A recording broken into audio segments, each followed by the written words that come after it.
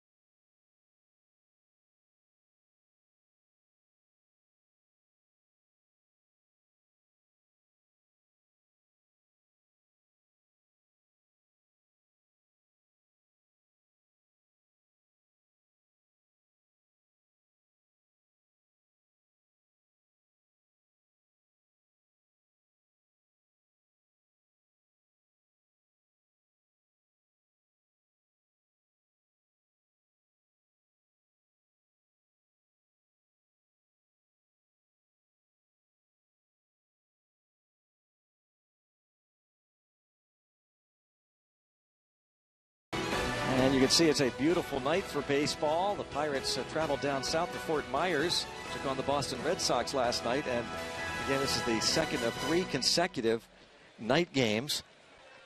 Tomorrow night, Pirates right back here, Easter Sunday evening. And Francisco Liriano, his second to last appearance of the spring. He will start 1 week from tomorrow when the Pirates open up the 2016 regular season against the St. Louis Cardinals.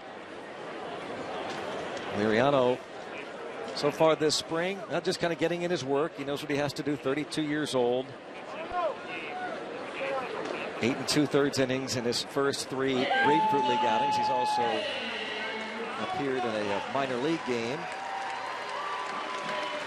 And the Buccos take the field as we wind down spring training.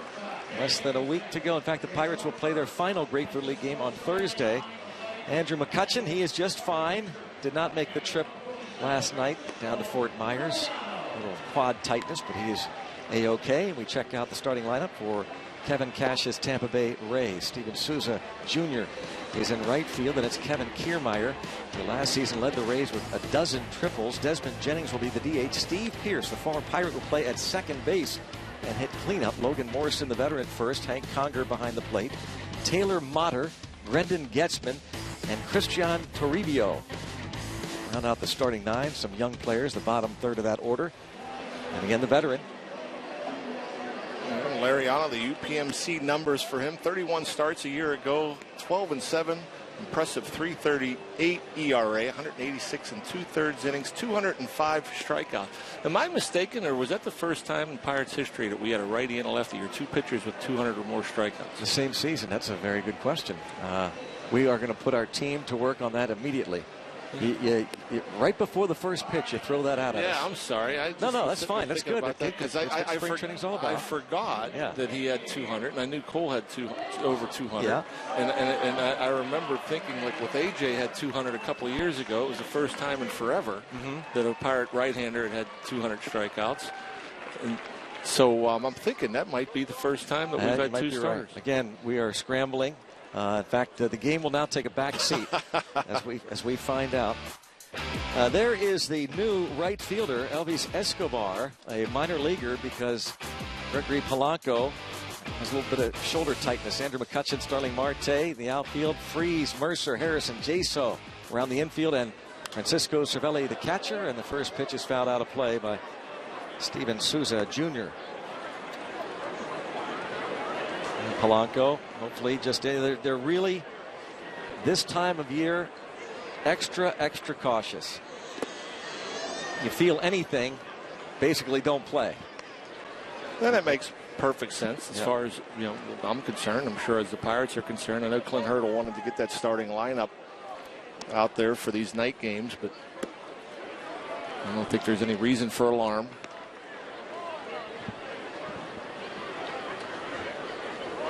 Pirates playing really a doubleheader today. Game down in Fort Myers against the Twins this afternoon. And a fly ball to Escobar. And that wind, but he stays with it. Really blowing out to straightaway center field. And the rookie Elvis Escobar, and there you see the flags kicking out towards center field, half-mast, honoring the terrorist victims in Belgium. One up and one down. Now here's Kiermaier. The Rays were 80 and 82 last year. 10 and 10 this spring. Kiermaier hitting 300 this spring. On his first Gold Glove. Well, he was on the highlight shows seemingly every night last year. Kevin Cash now in his second season, at the age of 38, a one-time Ray. Spent time in the big leagues with the Blue Jays, Red Sox, Yankees, and Astros. Didn't miss by much. Kiermaier, outstanding defensively. 42 defensive runs saved. One of those sabermetric stats. And that overshift, only David Freese was on the left side of the infield. He couldn't flag it down. We bring up a sabermetric statistic because we are going to chat with Dan Fox later today. Here's another look. And you see all that room on the left side. Kiermaier just reaches out and puts it in play. Doesn't try to do too much. Freese tries to get over there. And ball sounded like off the end of the bat. Ball got away, but Jaso was over there backing up.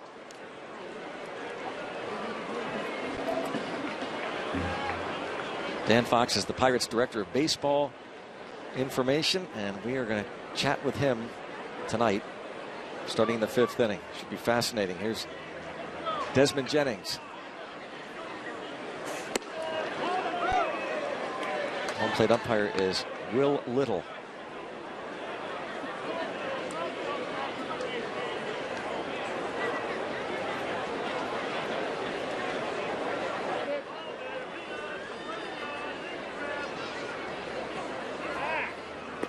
John Jaso learning that first base position. He knows, as John has pointed out a couple of times this spring, that he's going to learn really on the job as best as he can in spring training. But once the season starts, he's going to have to adjust. And a high fly ball into that wind. On Marte there. With the help of the wind, I should say. 2 outs. That ball a little bit off the end of the bat as well. If you hit a ball decently in the air here today or tonight, it's going to end up over the fences. The ball was flying during batting practice a couple hours ago.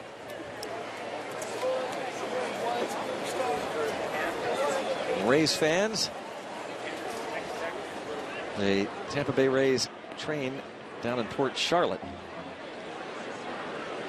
Here's Steve Pearce, signed as a free agent. Wasn't completely healthy at the start of spring training, so he has only 18 at bats.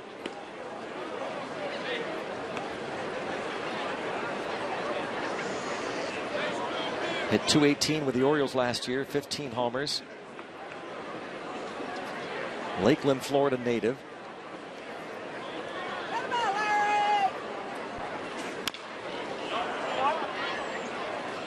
Oh, 1 for Liriano, now 32 years old. He is going to start his 3rd consecutive opening day. And when you talk about Pirates history, that is quite an accomplishment, a rare feat. It's happened only a handful of times in the team's history that a pitcher started 3 consecutive opening days. 1-1 on Pearce. We have seen Liriano this spring throwing more and more fastballs. Fastballs in, fastballs early in counts, and I think that will only make his off-speed stuff better. Guys start looking for the fastball. I mean, that changeup and slider will be about impossible to hit. Pearce able to lay off of that changeup. Had the hands going forward, but was able to keep the barrel of the bat back.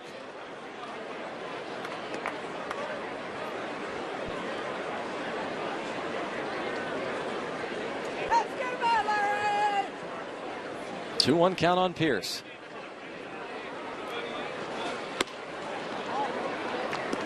Liriano looks down at that landing area. Last year, 70 walks, 205 strikeouts, and 187 innings.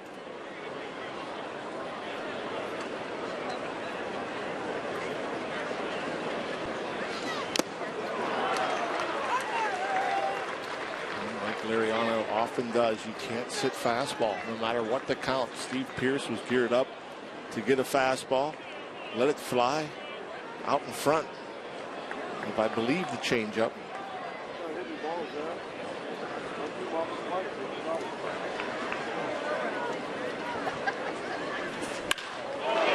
Base hit on a 3-2 pitch, and of course the runner was going with 2 outs. Kiermaier at third. Here's a ground single to center.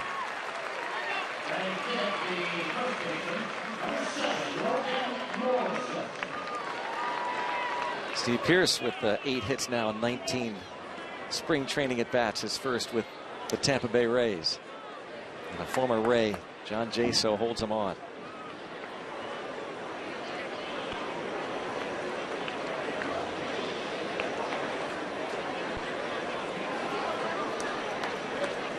Now left-handed hitting Logan Morrison. Came over from the Mariners over the winter in a 6-player deal. Former Marlin.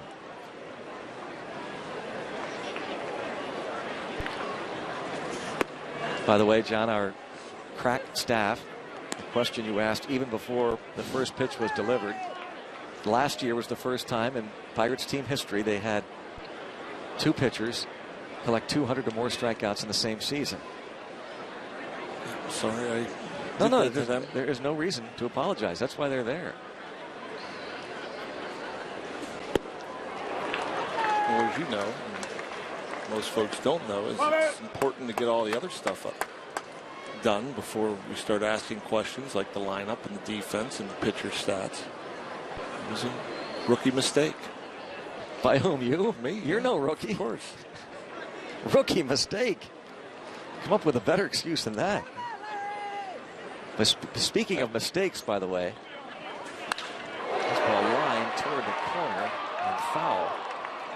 Now, we have talked about the fact that spring training almost all the time is meaningless statistics, but you probably pick up some trends along the way. And certainly if you want to put a positive spin on one, it's the fact that Pirates defensively have done a tremendous job. Just 11 errors, by far the fewest among National League teams this spring.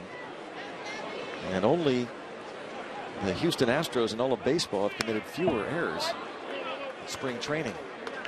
It's one thing that Clint Hurdle's pointed out when he is asked about the lack of power on the team. Some 50 home runs gone, mainly from Alvarez and Walker. You can also include Aramis Ramirez when he joined the team. He said, well, we should shore things up defensively. We hope to get on base more, be smarter on the bases. You can win games other ways. And he also said this is the time, he's told his club it's time to get serious. Now we mean business. And yeah, still, you throw away the record in spring training. I mean, what they've done to this point, I mean, most of it, or at least a good portion of it, was done by guys that you won't see in a Pirate uniform this year. Tapper on the first. A couple of ground singles do not hurt Francisco Liriano. Pirates will come to bat.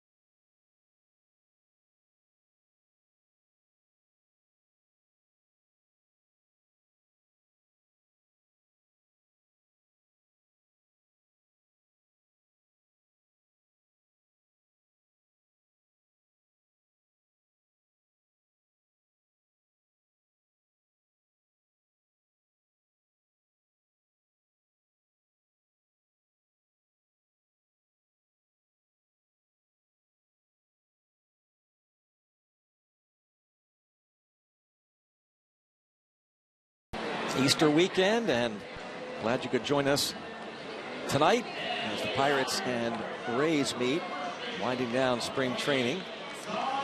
John Jaso will be leading things off, as he has much of the second half of the spring. He starts.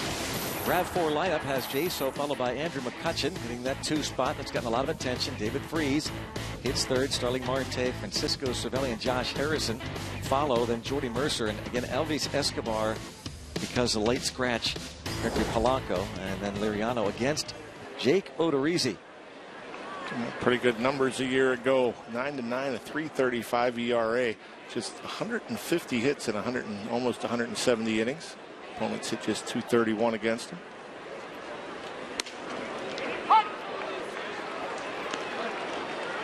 The one-time Ray, John Jaso. 185 average this spring, but a 371 on base percentage. Walked 7 times. Not sure about that call from real little.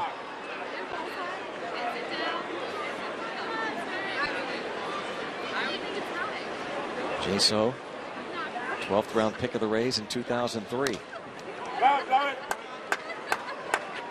Got to the big leagues in 08.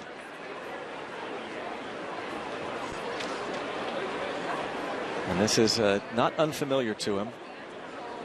Joe Madden, when he was managing the Rays, had him lead off a bunch. How about that stance, John?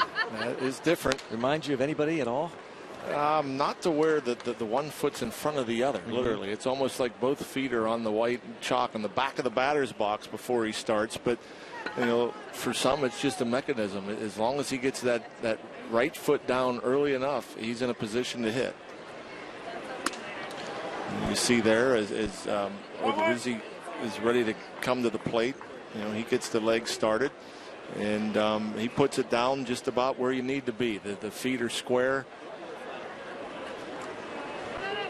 It's not where you start. It's where when that foot hits the ground. Is it down in time?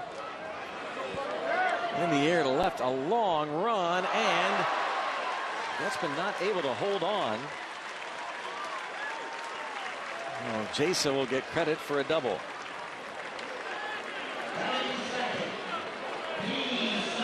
Hit it where they're not. Jason initially, I don't know if he thought that was even a fair ball as it got up, but realized nobody was over there. A long run. I don't know if the slide's necessary. If you stay on your feet, you probably just reach over and catch it with a backhand. But well, that's a great example of what you're talking about. You could even see him slow down to try and time his slide. Sure. Rather than just continue to run. I could see sliding if you're nearing the wall. Yeah. But it's well in fair play. You just keep running and you reach across your body and make a catch. Andrew McCutchen. 5 home runs this spring. He's homered in 4 of his last 5 games.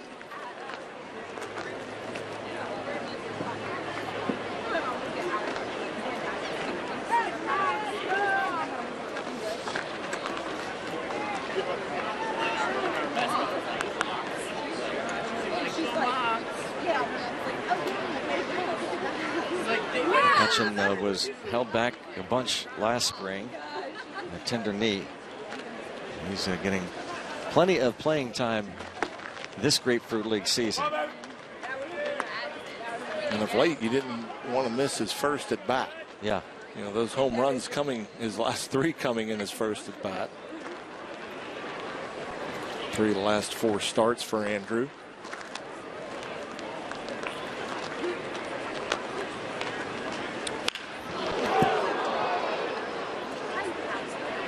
Two balls and a strike. And a 5-time All-Star. And another Silver Slugger last year. You saw the numbers, 292 with 23 homers, 96 ribbies.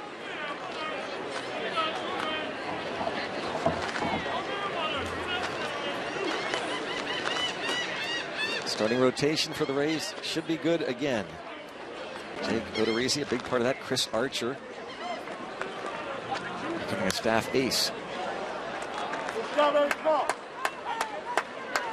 Yeah, they too open the first Sunday play after the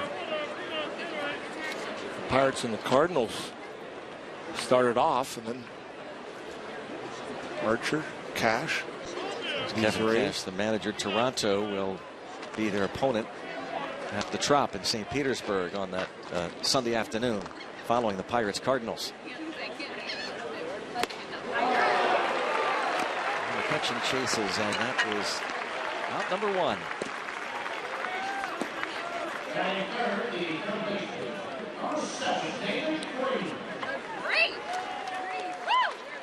Now David Freese.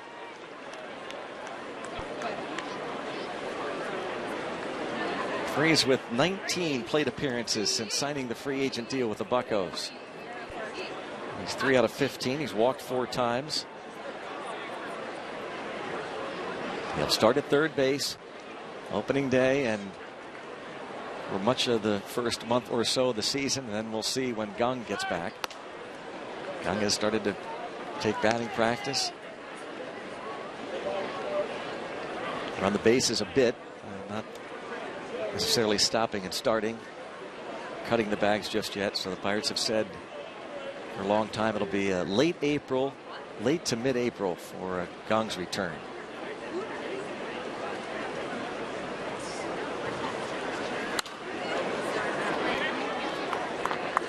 That should be a big addition, not only for that first month or so, but throughout the year. Veteran presence, it has some versatility. Get a first baseman's mitt, work a bit over there. The leadership, a guy that's been there and done it.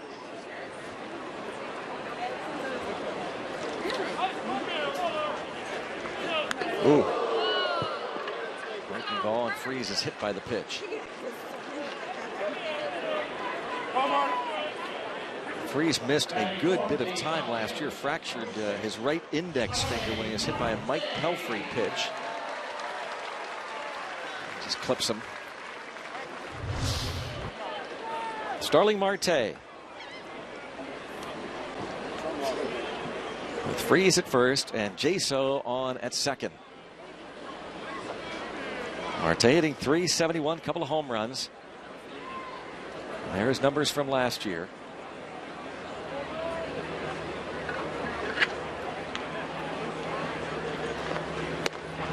We're talking about the great defense of Kevin Kiermaier, who led the major leagues with 42 defensive runs saved, by far the most in the major leagues. Andrelton Simmons, then of the Braves, since dealt this offseason, but he saved 25. Marte was next with 24 defensive runs saved. I read somewhere Kiermaier got a platinum glove. I don't know a whole lot about the platinum glove, and I don't know how many of those they give away. Maybe that's just what goes to the best defender, the guy that saves the most runs. Now Conger going to call time and head out and talk with Odorizzi. Tampa Bay has always prided itself in trying to put together a lot of strong defensive rosters and strong starting pitching.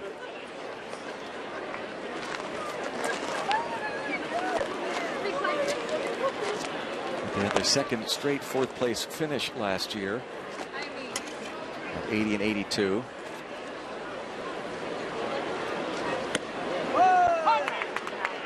He seems to have one of those fastballs that just kind of sneaks up there, and guys react late.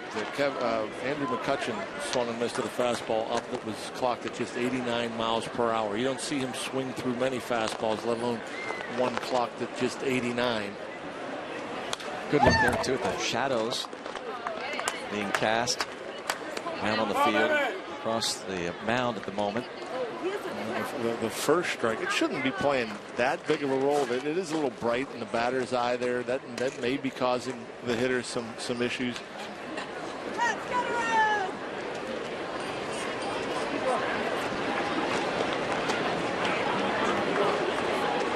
Good look at it there. A roller right side. Morrison. And a double play. Easily. Nothing after one.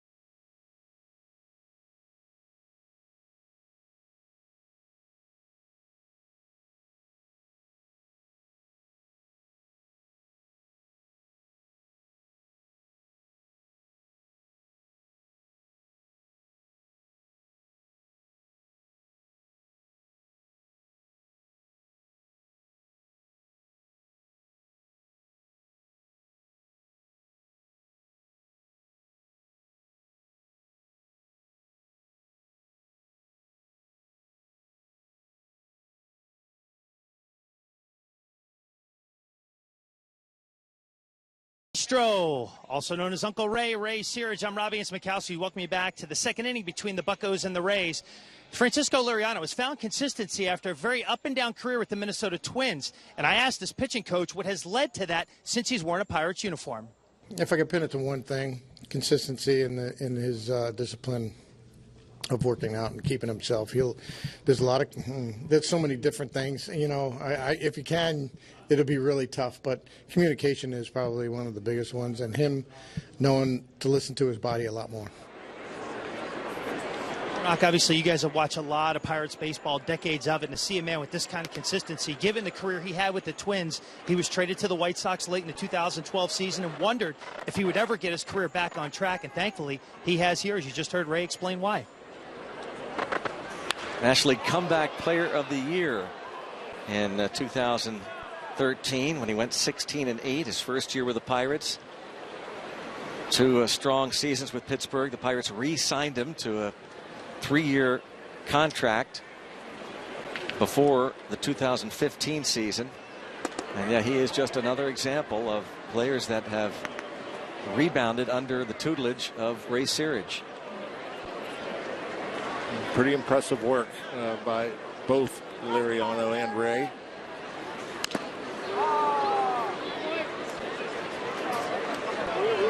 Liriano eager to get to that 200 inning mark this year.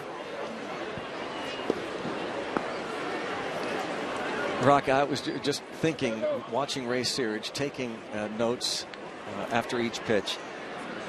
Yeah, you've coached in the Pirates minor league system, and there's a swing and a miss, high strike, and Unger chases. But the amount of work that you have to put in, the hours, and all the pitchers he has in camp. Yeah, it's remarkable. I would say, you know, in spring training, especially, Ray Searage, the pitching coach, yeah, he has a lot of work. And I know he does have help with Euclides Rojas, as does, you know, I'm sure you'd get arguments as far as which is the toughest job, being a pitching coach or a hitting coach. And now, you know, there's 2 per team, which I think is needed because there is so much time spent with each and every individual on a daily basis. And, you know, Ray, you hear more than anything else from these players talking about Ray Searage is he cares and he wants you to do well. And he always has a smile on his face, and he's always very encouraging. And, you know, and these guys want to do well for Ray. And obviously Ray will do what he can for each and every pitcher to maximize his potential. I think it was Juan Nicasio who a couple weeks ago said that is the truth. You almost want to do well for him. It makes him happy. I'm talking about Ray Searage, so I want to make Ray Searage happy. Yep. And a lot of people have been happy watching Juan Nicasio this spring. Nicasio will pitch in a minor league game tomorrow. Will be on the air tomorrow night against the Orioles, and Trevor Williams will get the start for the Pirates. And no question that Liriano gets the start opening day. From there, don't know who pitches game 2 of the regular season. That's Tuesday, April the 5th. Here's Freeze. Nicely done.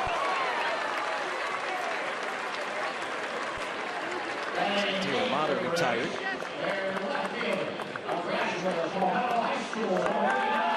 Our Barrel Automotive League leaders. The National League leaders in swing and miss percentage from last season. Francisco Liriano, the leader.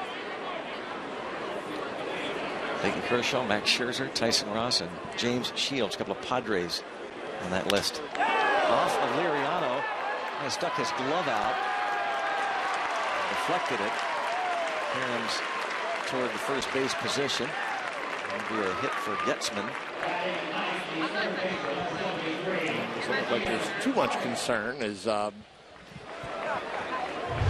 see if it gets a piece of Liriano or his glove.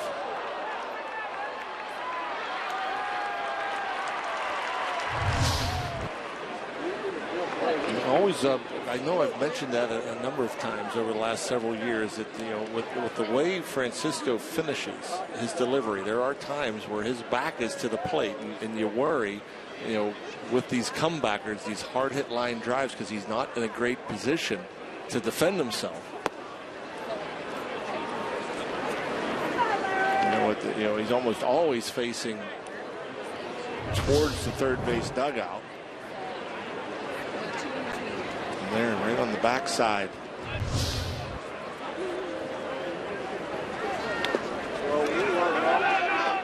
Blocked. I don't know if TV gives it justice how big of a man Liriano is. I mean, he's put together. I mean, he's a big, strong guy. Shook that off like nothing happened. And thought nothing but go get the ball and try to get it out.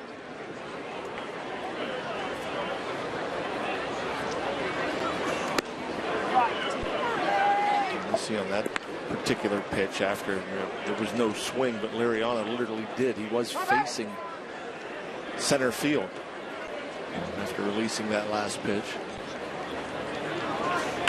Oh, man, that was shot past his noggin. That was a bullet.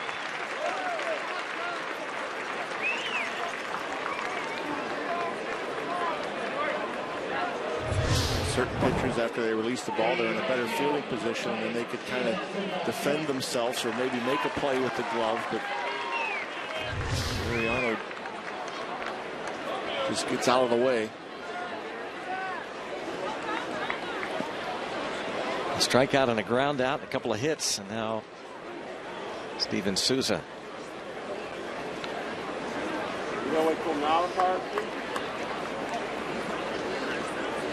Again, this is his second to last outing. Figures to get maybe a couple innings in somewhere between now and next Sunday.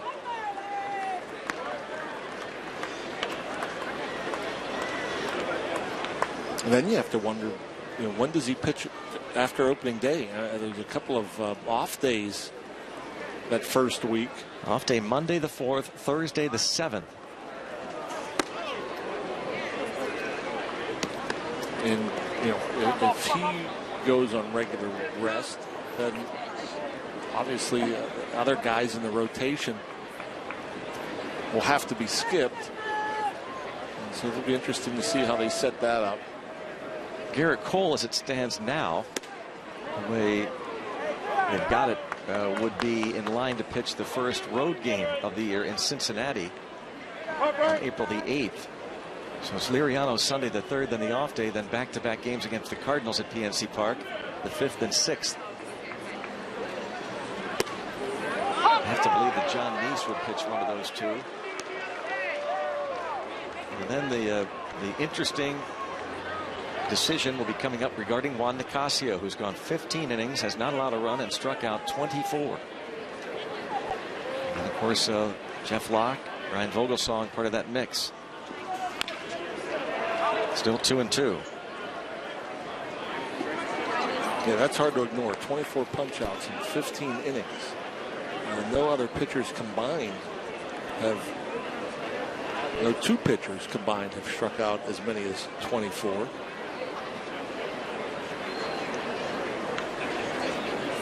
I wonder if the fact that he's pitching in a minor league game tomorrow has any, it almost makes you wonder, because if he was still in a battle for a rotation spot, you'd figure he'd pitch in a big league game. But he's pitching in a minor league game tomorrow. Sure. The Pirates like to have the guys that are part of the club and starters. And established guys, sure, yeah. You know, a lot of times you'll see that. You'll see a younger guy or a guy maybe competing or a guy that they want to look at. They want to see them pitch against big league hitters. And, yeah, the guys that not too terribly worried about pitch over at Pirate City. Juan Nicasio, there it is, by far the most strikeouts in baseball in those 15 innings. He has been lights out. It is just spring training. We always caution that those numbers can be inflated, perhaps, if you're offensively minded. In this case, the strikeouts have piled up for Nicasio. But, John, I think the Pirates look at the stuff of Nicasio and figure that the way he's going right now anyway is it plays, as they say. Well, the stuff has produced all the strikeouts. Yeah. If all the strikeouts weren't present, then you could sit there and say, well, who was he facing? Yeah. And you know, how hard was the ball hit? You know, were there atom balls? Were there line drive? But when you're swinging and when you're getting swings and misses at the rate Nicasio has been, you know, the stuff is definitely playing. And Sousa's definitely playing here too, with Lariano wasting a whole bunch of different pitches from Lariano, the slider, the changeup.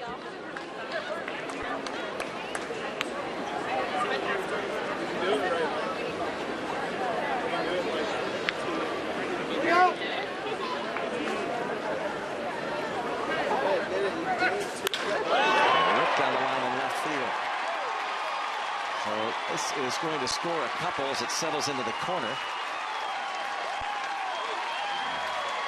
2-0 Tampa Bay. Sousa kept battling. Liriano couldn't put him away. Yeah, that's a heck of an at-bat for Sousa. I mean, just you saw a ton of pitches, was able to waste a whole bunch. Tried to come inside. That fastball actually looked like it was off the plate inside. And Sousa able to keep it fair down the line. Ray Searage going to come out, give Lariano a bit of a breather as he's giving the breather to the two base runners that were going on going on the pitch for about 6 or 7 straight pitches.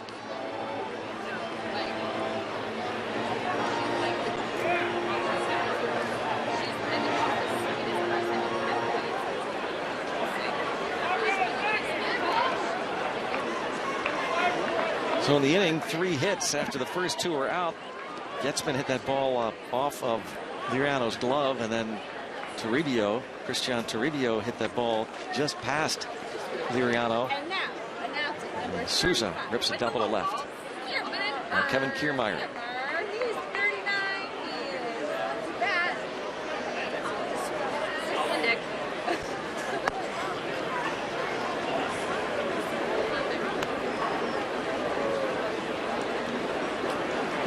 Kiermaier, an opposite field single in the first.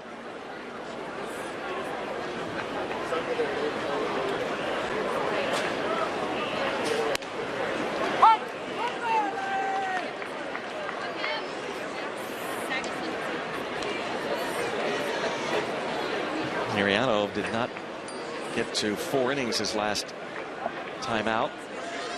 It was 5 days ago against the Braves, went 3 2/3. Walked 1, struck out 5.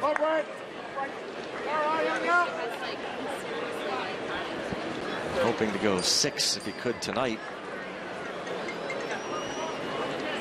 Get up to around 80 pitches. Yeah, it would be very, very difficult for Lariano to go as many as 6 innings if pitch count is limited to 80, 85 or so. But there you see 52 already. And we're only in the second.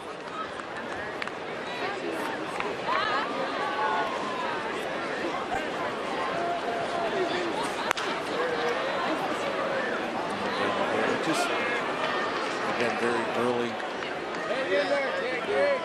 I'm sure not anything to be concerned about, but what we've noticed, and again, you could tip your cap to some of these Rays hitters that are battling and filing off some tough pitches, but we're used to seeing the swings and misses from the changeup and the slider. Lots of foul balls.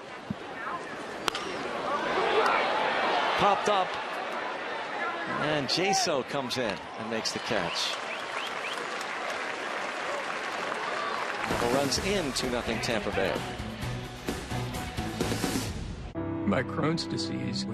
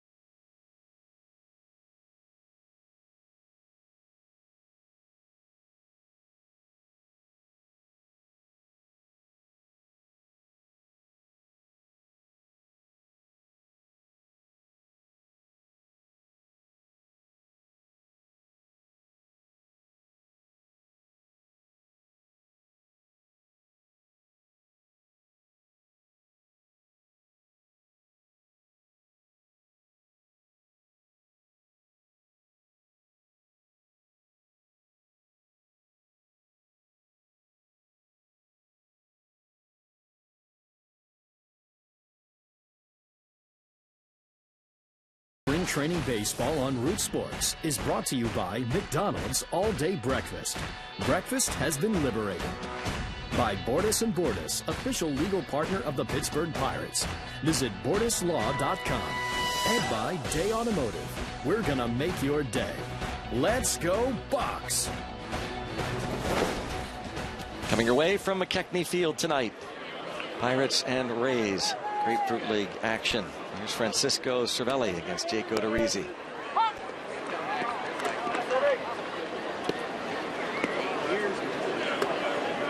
Some fun tonight. Brought to you by McDonald's Spring Training Baseball.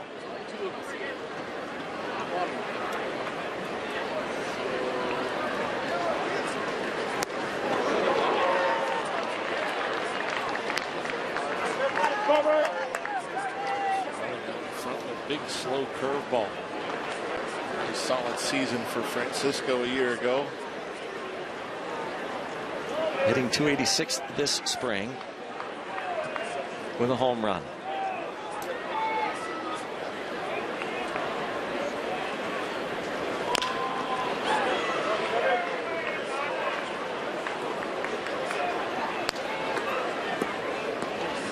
Cervelli, Harrison, Mercer in the second against Jake Odorizzi.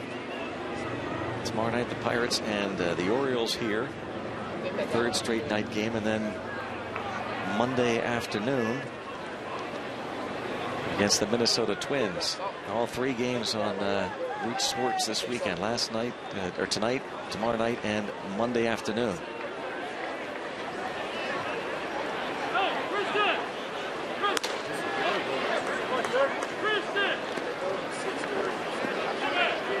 Ready to start his second year as a Bucco. Some exciting moments out of Francisco Cervelli. Passionate. Shallow center. And Kiermaier makes the catch. There were a lot of thrilling moments last year, and here's another one. Day Automotive, great day from last season, April 13th, early in the season. Opening day at PNC Park. Josh Harrison got it started. Leading off the bottom of the first inning, a home run. Electrified the crowd. Garrett Cole got the win. Bucks beat the Tigers 5-4. The home opener last year.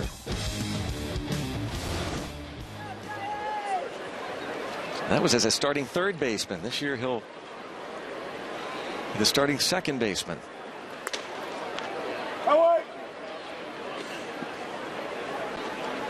Got the attention of the third baseman, Toribio.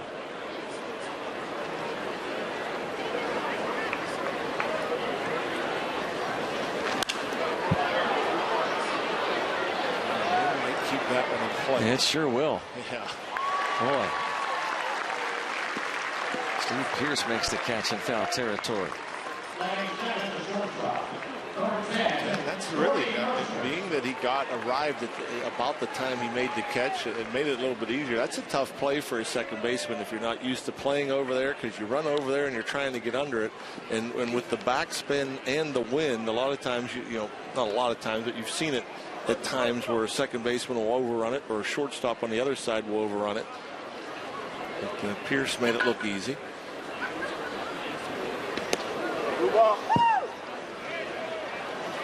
Jordy Mercer. I don't know if he landed funny or something with the left leg there. Yeah, I think Conger wants to check on him. In fact, Conger is looking toward his dugout. He wants somebody to come out, be sure.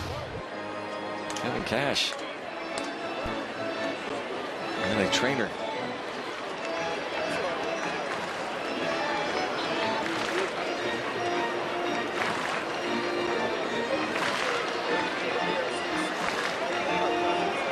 Can you imagine, manager, all your big starters on the mound, that feeling that must go, that sinking feeling? Yeah, in spring training especially. That's what I mean. My Spring goodness, training, yeah. toward the end, your home stretch, you just want to get out of here alive.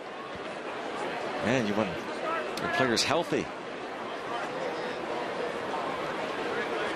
I can't imagine that's a very pleasant jog out to the mound, even though he felt pretty certain he's going to be okay, and he is.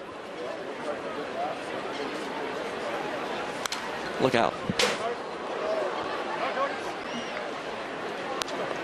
And another dent.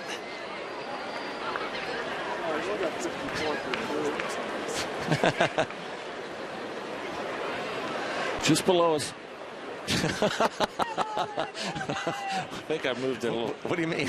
Huh? No, I'm not saying anything. I'm not going to throw you under the table. I mean the bus. I'm sorry. I'm not going to be a hero. That thing hits that roof. I've been here long enough to know that when anything hits that thing, it's got a good chance to come up. You can go ahead and watch it all you want. Not I. I'm going to hang in there just to. Oh, hang in there. The rock. I mean, I moved out of the way. I wasn't. I mean, I knew there might have been a deflection, but I didn't go under the table. Well, just I wasn't doing anything to avoid it. That's all. It's okay. Yeah, I did. So did Joe and Bob, but John was hanging in there. There's no room to my right, by the way. I could have gone like this, but you're taking up a If you would have moved to your right, you would have moved into the flight of the ball. That's why I ducked. You should have moved to the left. I watched you. You're moving to the right. Strikeout. 1, 2, 3. Go the Bucks. 2-0 Rays. Car accident?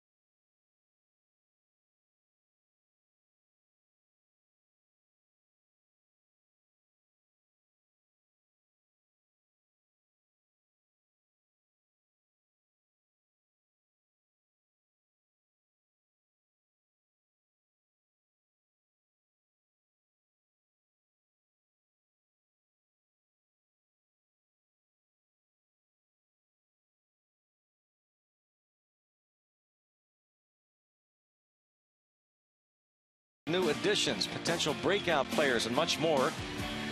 We're breaking down this year's looming questions and previewing the Pirates' 2016 season on Inside Pirates Baseball. 6 questions tonight after postgame on Root Sports. No question, it's a beautiful night here on the sun coast of Florida. Fans enjoying the boardwalk. It was added a couple years ago. Desmond Jennings drove a ball to the wall and left in his first at bat. And a pretty nice crowd. The first of 2 straight night games here at McKechnie.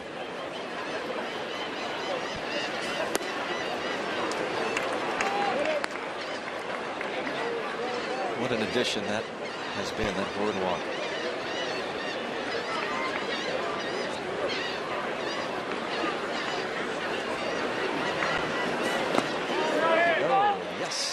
That's more like it. That's what we're used to seeing from Francisco Liriano. A lot of swings and pitches. They're darting down and away, down and in. Got him chasing early in the count. Now the slider in the dirt gets the call.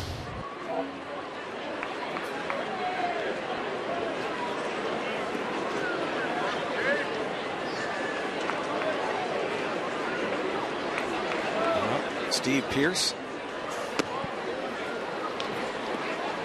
Pearce singled to center field his first time up. Drafted in the 8th round by the Pirates back in 2005. The University of South Carolina. Parts of 5 years with the Pirates. Up and down a few times, big leagues, minor leagues. And signed a minor league free agent deal with the Yankees following his time with Pittsburgh. Astros claimed him off waivers, spent some time with them. Then the Orioles claimed him off waivers and put together a couple of solid seasons in Baltimore. And getting the start tonight at second base. Came to the big leagues with the Pirates as an outfielder. Eventually had some time at first base where he said it was his most comfortable position.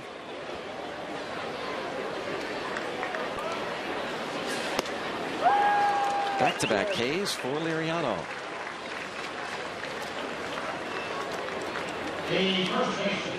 Check out the new Pirates Spring Pass for the low price of $99. Get ticket access to 23 games in April and May, excluding opening day. Pick the games you want, and the tickets are delivered directly to you on the MLB.com ballpark app.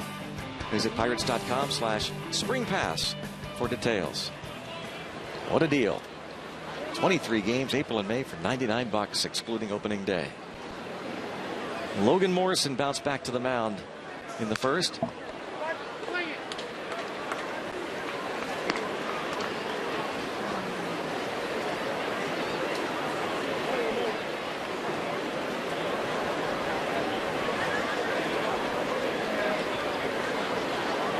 .355 spring training for him.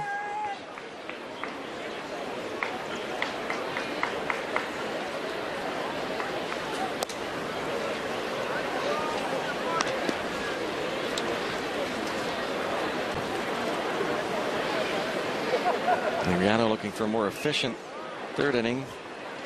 Threw some 20 pitches in the second. And that 80 pitch mark fast approaching. Getting Morrison the chase there. Pretty good look. He gets a lot of swings and misses at that slider. He's another guy that doesn't face a whole lot of left-handed batters. No. We talked about that last time we saw Jeff Locke had a few lefties in the lineup.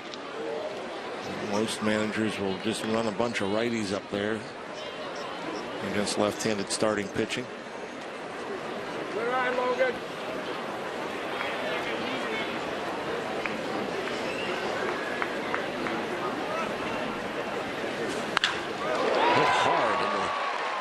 Field corner.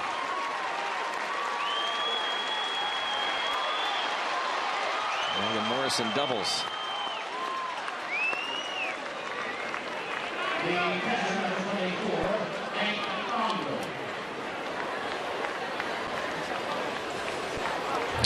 Good hitters count. Can look for that dead red fastball. Looks like he got it. Like outer half. Looking to pull. A little bobble out there doesn't hurt anything. Actually, that was a slider. Just left it up. Stayed on that slider nicely. Elvis Escobar playing right field. Hank Conger now.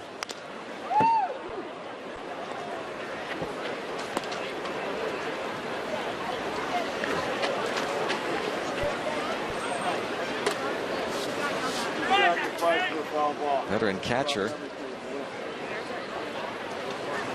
Conger played in 73 games with the Astros last year, hit .229.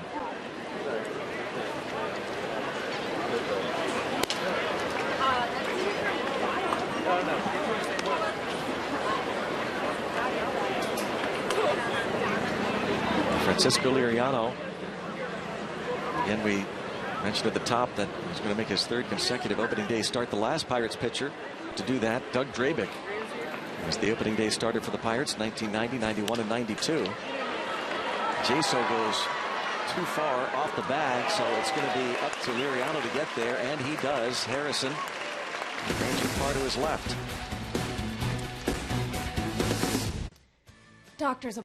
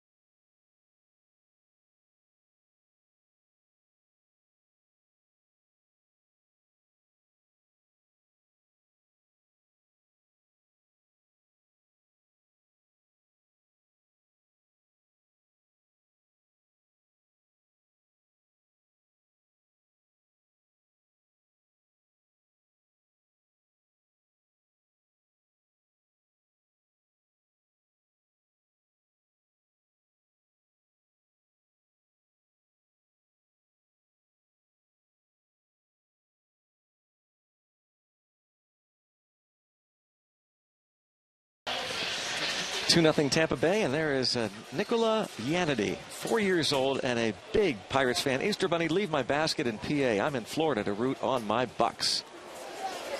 Had a chance to talk to her before the ball game. Down from Greensburg with her dad Jerry and her mom Kathleen. Tonight's Allegheny Health Network injury update. Gregory Polanco scratched from tonight's lineup with discomfort in his right shoulder. So that gives Elvis Escobar a chance. He's had 4 at-bats in Grapefruit League play over from minor league camp at Pirate City. Saw Tito Polo, a minor leaguer, get a start for the Pirates in center field last night when Andrew McCutchen was a late scratch, and he delivered a couple of hits. RBI against the Red Sox. Polo 2 for 4, 2 ribbies. Started against David Price and the Red Sox. Escobar had a fine season with the West Virginia Power, and he's going to beat that out as Pierce tried to shovel it with a glove. Elvis Escobar picks up a hit. He had 141 hits for the West Virginia Power last year. Yeah, that's pretty neat. Now these guys get the opportunity to come over and face big league pitching and have some success running hard. And that's a tough play, especially if you're not used to playing second base. Even a tougher play if you try to flip it with your glove, something I'm sure Steve Pierce isn't used to. Probably had a better shot of it if he just kind of got in there with the bare hand and flipped it. So the 21-year-old from Venezuela, Escobar, a base hit, and now Liriano. See how his bunting skills are this spring. Gonna do the job.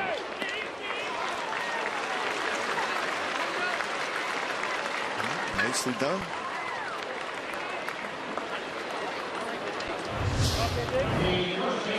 That's about the end of the bat, and they may have rolled foul. A chance at least. Conger decided that he'll just take the out.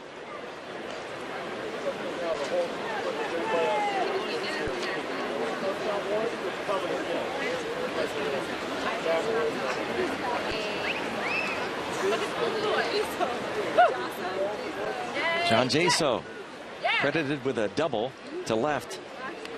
Brandon Getzman, the left fielder, couldn't make the catch. Talking about that odd batting stance from John Jaso.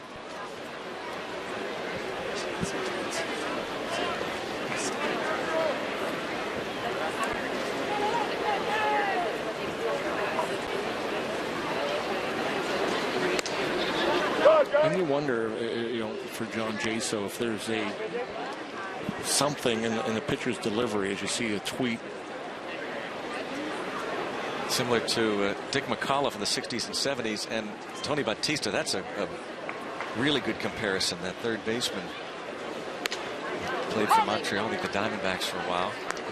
Batista had his hands way out in front of him to go with the wide open stance. But, Jaso, again, it's all about the timing and getting that foot down early enough. And what I wonder about is, what does he key off of to get that foot down?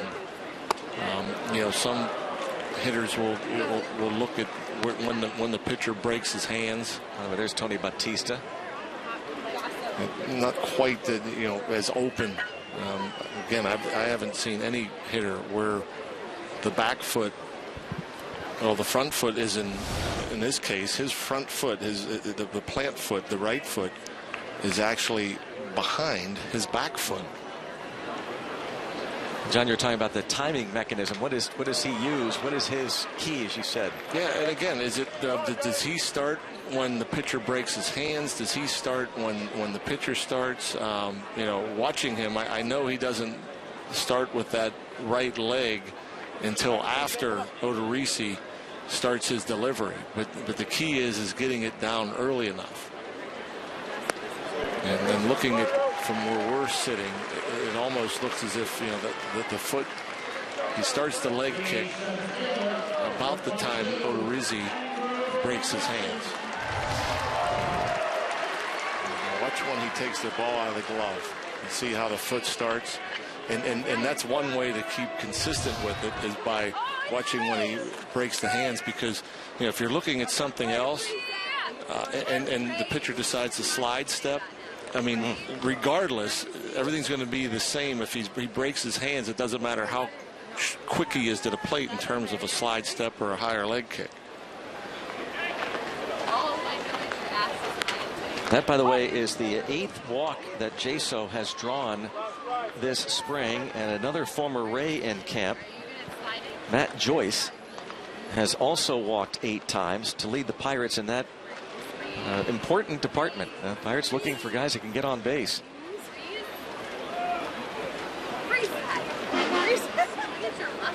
McCutchen struck out his first time against Odorizzi, chased pitch upstairs and came up empty.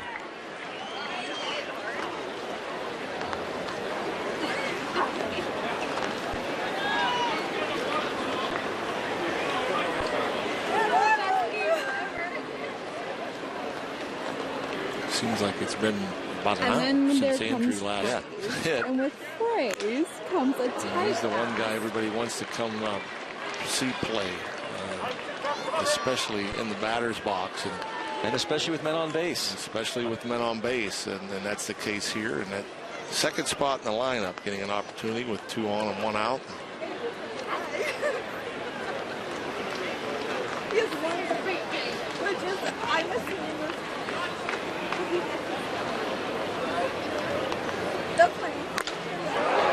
Another strikeout.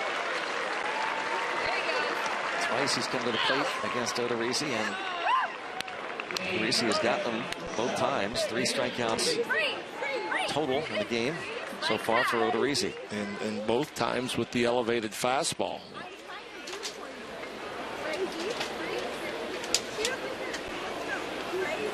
Here is David Freese. Hit by a pitch in the first. Freese drove in 56 runs for the Angels last year.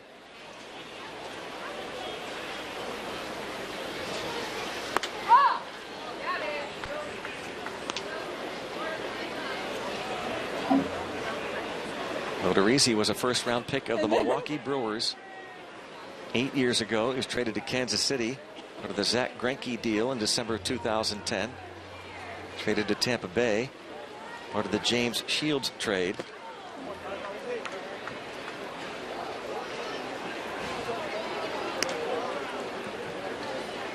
Two 2-0 on Freese. With 2 on and 2 outs in the third.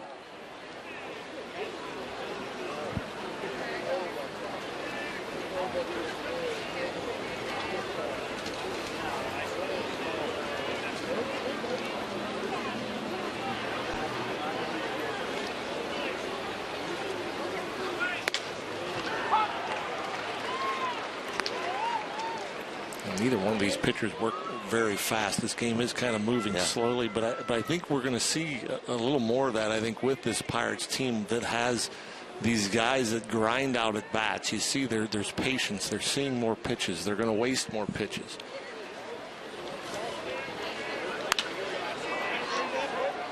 And we saw that a lot last year with Cervelli, and Jaso fits that mold. David Freese, McCutchen always sees a lot of pitches.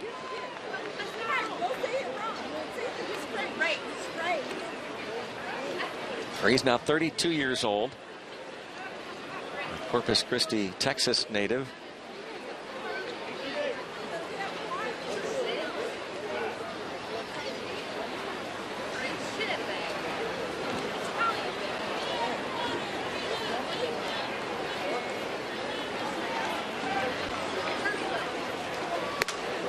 Odorizzi. Back-to-back strikeouts. As the sun sets, Rays lead 2-0.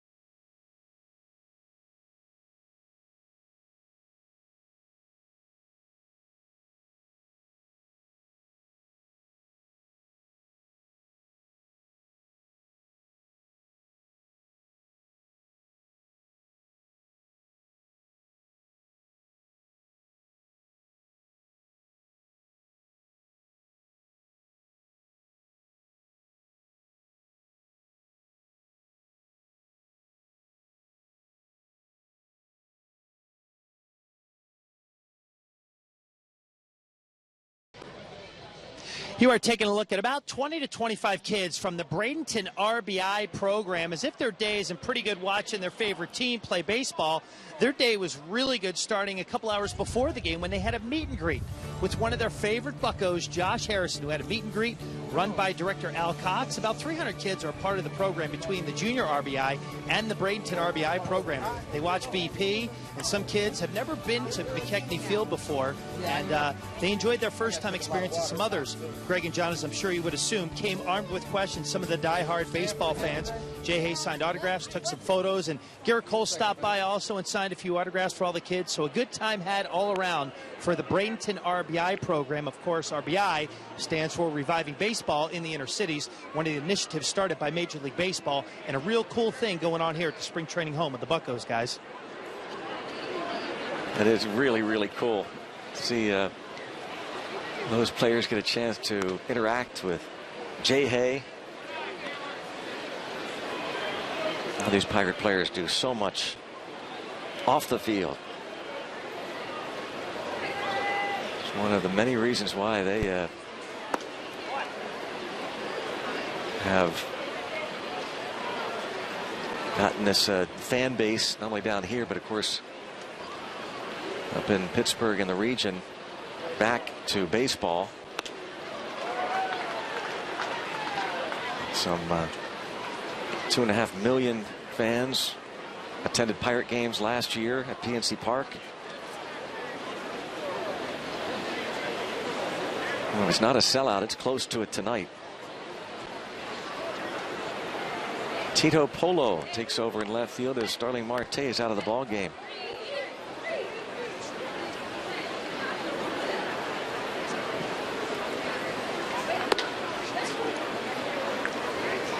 Taylor Motter at the plate against Liriano.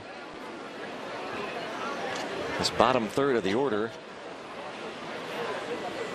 Players that spent last year in the minor leagues for the most part with the Rays, and it should be routine. One out. Wondering about Marte leaving the game. Well, his first at bat, we kind of wondered why it wasn't closer at first base on the double play that went 3-6-1, and that's why. A slip. Maybe feeling something tighten up on him, so they've gotten him out of there. It didn't look like, much other than a slip. Hopefully that's just the case, but again, being very precautious.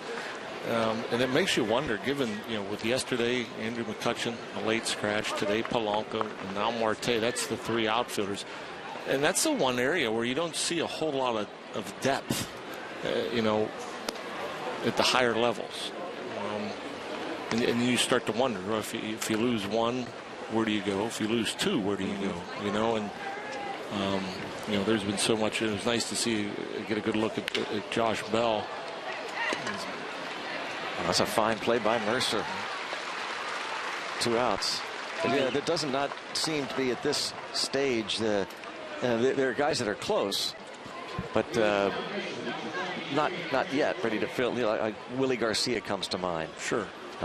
Still a prospect in the organization. And Harold Ramirez is still a ways away yet. A lot of hits this spring, but in terms of somebody that could fill in for a couple of weeks.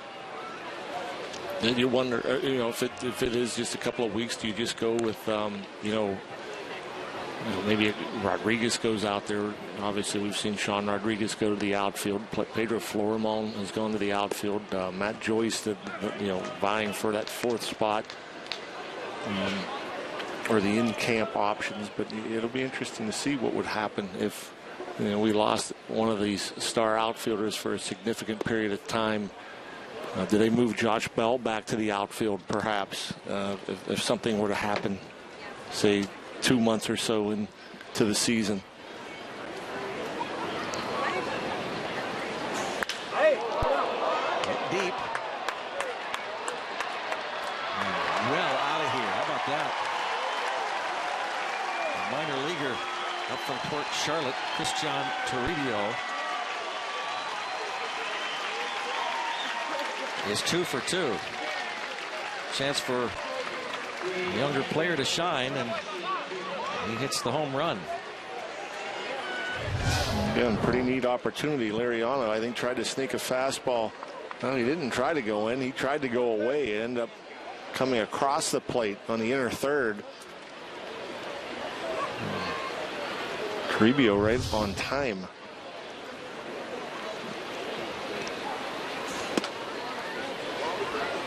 Three runs, 7 hits for Tampa Bay. This probably is it for Liriano. You see that now at 85 pitches. Interesting. 6 of the 7 hits all coming with after 2 outs.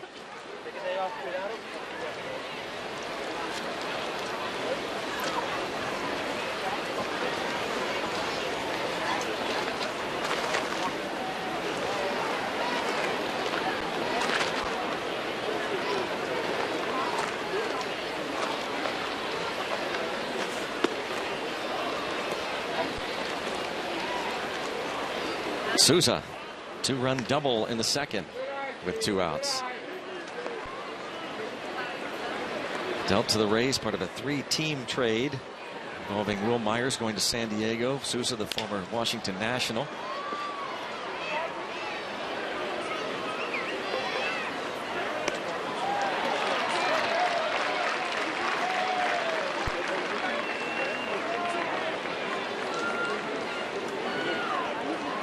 Week from tomorrow, it'll count for real.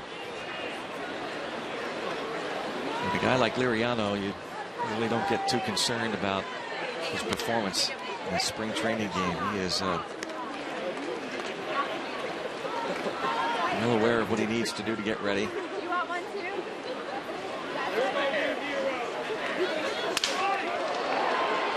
Mercer. Home run for the rookie Toribio, and a 3-0 Rays lead.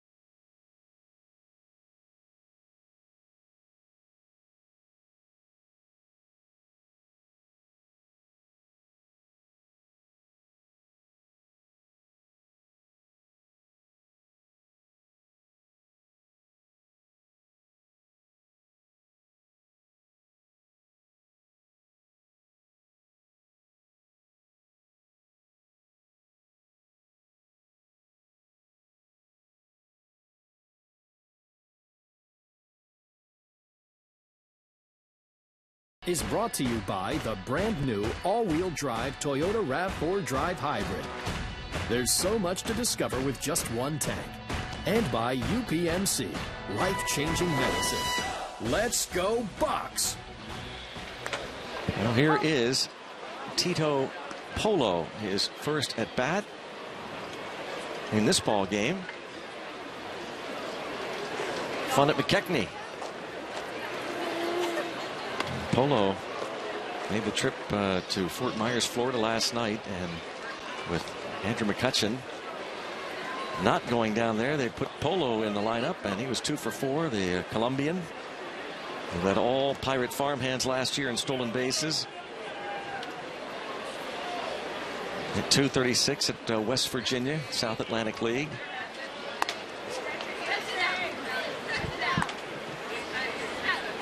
One ball, 2 strikes.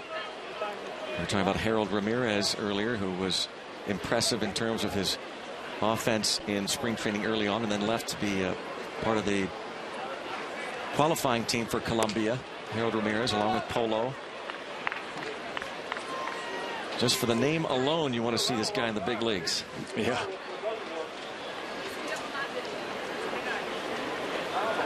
.236 last year for the West Virginia Power in the South Atlantic League.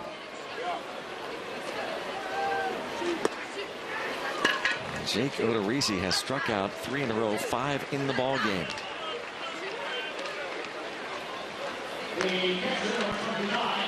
It's in a strong spring. You know, if you're wondering, you know, with spots, competition, why are we seeing guys like Polo or Escobar in the game instead of, you know, Matt Joyce or Florimon or Figueroa, guys that are competing for jobs? They played earlier today, in case you're wondering, down in Fort Myers against Minnesota. So that's why these guys are getting opportunities here in this big league game. And guys from minor league camp. Chris Stewart caught down there against the Twins.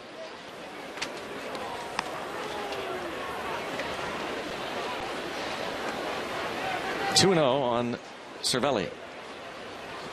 Pirates lost to Minnesota.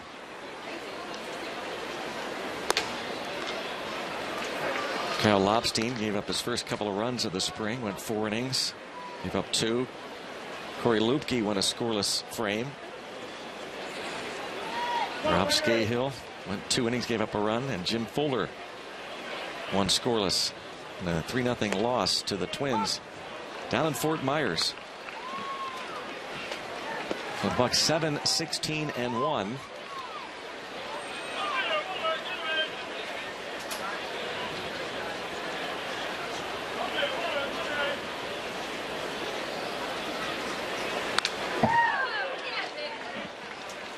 Three and 2 on Cervelli. Well, stretch of the back for Cervelli seems to be okay.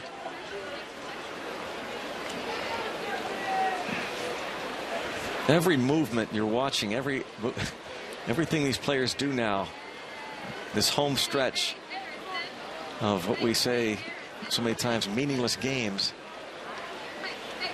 It's so important to be healthy in the break camp.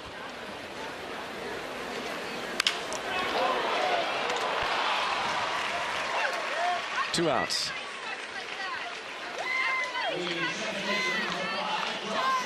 Buck Night presented by Sugardale is April 5th. Pirates play the Cardinals. Lock in $1 tickets when you purchase any Monday through Friday Pirates ticket at full price. $1 fountain drinks and food items will be available.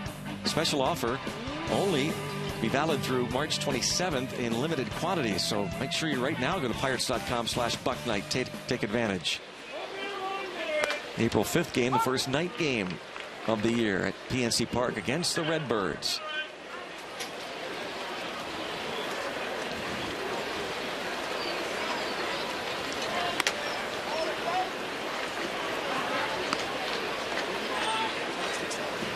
We're going to talk to Dan Fox, Pirates Director of Informatics. Talk about the analytics involved in this Pirates team. The man in charge.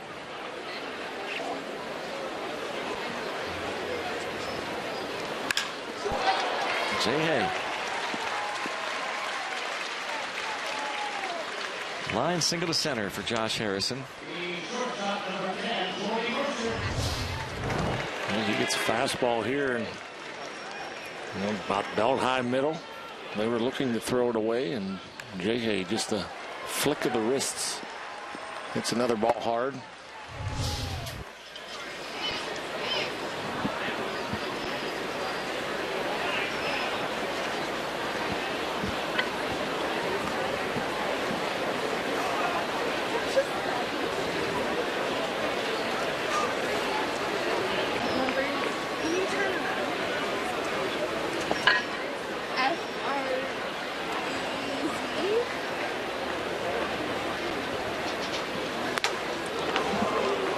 He's got one of those fastballs that, up in the zone. It looks so inviting, and so many swings and misses. Most of the swings and misses on his fastball have been pitches that have been above the belt, at times above the letters.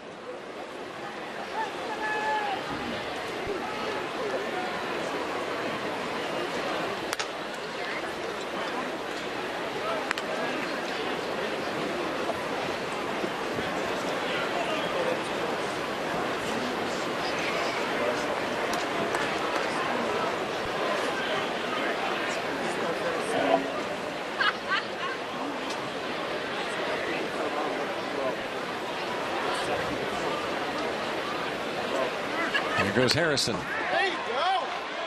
Hunger's throw was high and late. Still on base.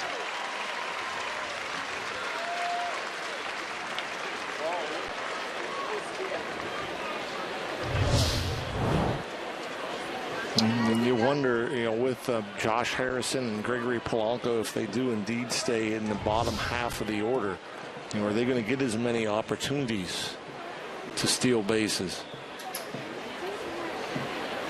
Depending on where you are in the lineup. For instance, when the pitcher is up with 2 outs, it's almost forbidden to steal or attempt to steal with the pitcher up 2 outs.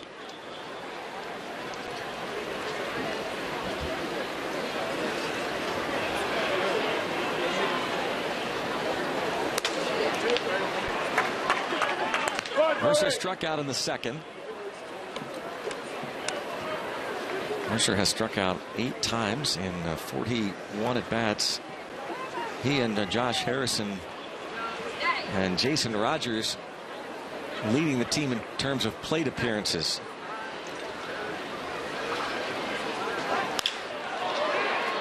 And to center field, Kiermaier took a step back, casually comes in and makes the catch. We're going to talk to Dan Fox coming up next half inning.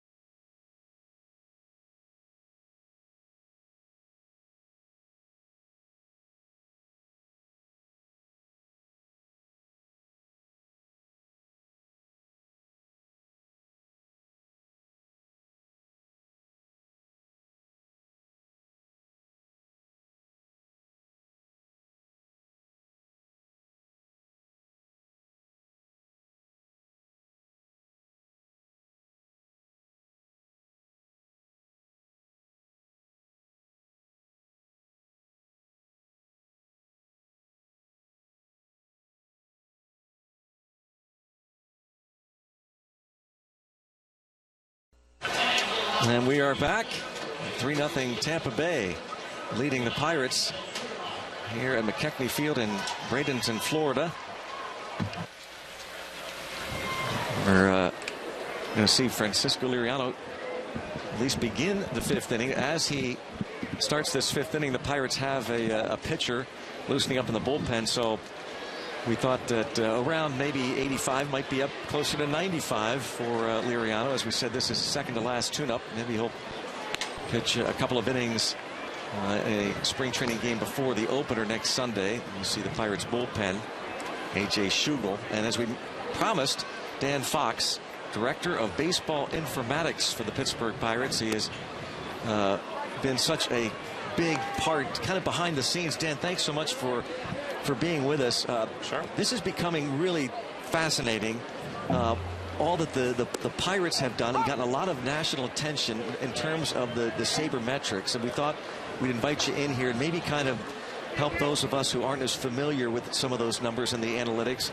And the first thing that comes to mind, which got a lot of attention a couple of weeks ago, was Clint Hurdle putting Andrew McCutchen in that 2 spot. Sure. And he often mentions the conversations that he has with you and the people that work under you, and how he then takes that information and gives it to the players. I wonder if you can kind of walk us through how that all happens. Well, there you go. And a chopper. Okay.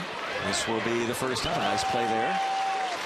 Yeah, well, Clint has been very open in asking us for lots of information. So we try to answer as many questions as we can with the data that we have, and lineups are one of those things. And we, kind of do our best to put together the information that we get from all kinds of different places, and then make recommendations on various things. And he's very good about being able to take in all the information and then make decisions based on it. So he's open to all forms, as we say, and that's a good thing. It's funny, Dan, because we have heard, seen, read, where sometimes there's I want to say tension between the men on the field and the people crunching the numbers, but it has been seamless with you and Neil Huntington. Of course, Neil brought you in, and Clint Hurdle and his coaching staff, hasn't it?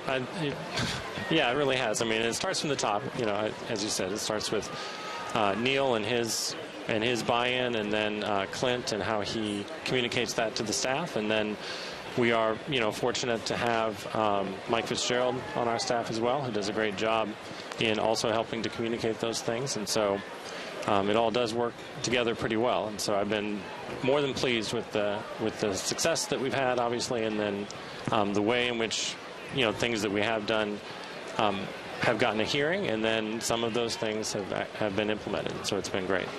Well, naturally, anytime there's change, there's questions that come with the change. And so, the first thing that comes to my mind and a lot of people's minds with McCutchen in that 2-hole, how significantly does it cut down his chances to drive in runs, who was your best run producer a year ago? Sure.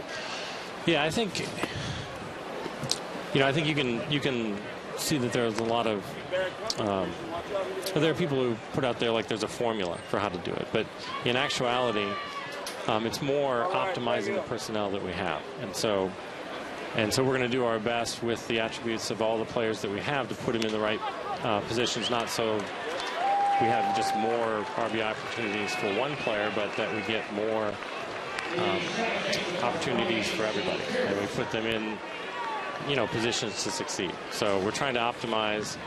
We're trying to optimize across all 9 guys, really, and in this case, McCutchen, being in the 2-hole, turns out to be a pretty good option for us. By the way, Liriano has reached that pitch count, and so we will see A.J. Schugel. We are with Dan Fox, kind enough to join us, talking about the relationship between the front office, essentially, and the people on the field, Clint Hurdle mainly, and getting that information out to the players. Dan, I'd love to know, you and Mike Fitzgerald and the people in your department, you're kind of crunching numbers. You do it all year long, of course, not just during the season, but maybe even more so in the winter, to come up with creative ideas. And when you do that, let's say the numbers show that maybe the Pirates are better served having McCutchen hit second. How does it happen? You call Clint and say, I want to have a meeting with you, and what do you think of this? Well, like I say, we're communicating, and we're working on things all throughout the year, and so there's conversations, there's emails, there's text messages, so there's all kinds of ways in which we're sending ideas back and forth, and then we have meetings, of course, in the off season as well, so we can talk through some of these things more completely. But yeah, it's a whole variety of different ways that you would communicate. So it's not any one thing, it's not anything in particular, but as I've found out, it's more the relationships that you build with people, and you find out that they trust what you're giving them, and then that gives them comfort to go ahead and take the next step and make it work on the field. So it's been pretty remarkable, the changes just since Neil Huntington. Baseball had, you were with Baseball Prospectus and others, and so this is not new to you. But what is new in throughout baseball is that people like Dan Fox have joined in these front offices, and it's such a critical part of the game. It must be a ton of fun. Right. Yeah, it is a ton of fun for me. I mean, and our whole staff. So when I got here, I was the only person. I was the first, person that Neil hired. But since then, we've been able to build a staff, and so we have a great data architect in Josh Smith. I mentioned Mike.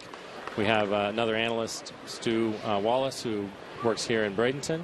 We have Andrew Gibson, Brian Hulick. All these guys do a great job of making sure all the information and the systems are all in place so that we can, do the analysis and that we can come up, like you say, come up with ideas and see what we can do. So. Do you have to be a baseball fan, Dan? I know you were anyway, but does that help?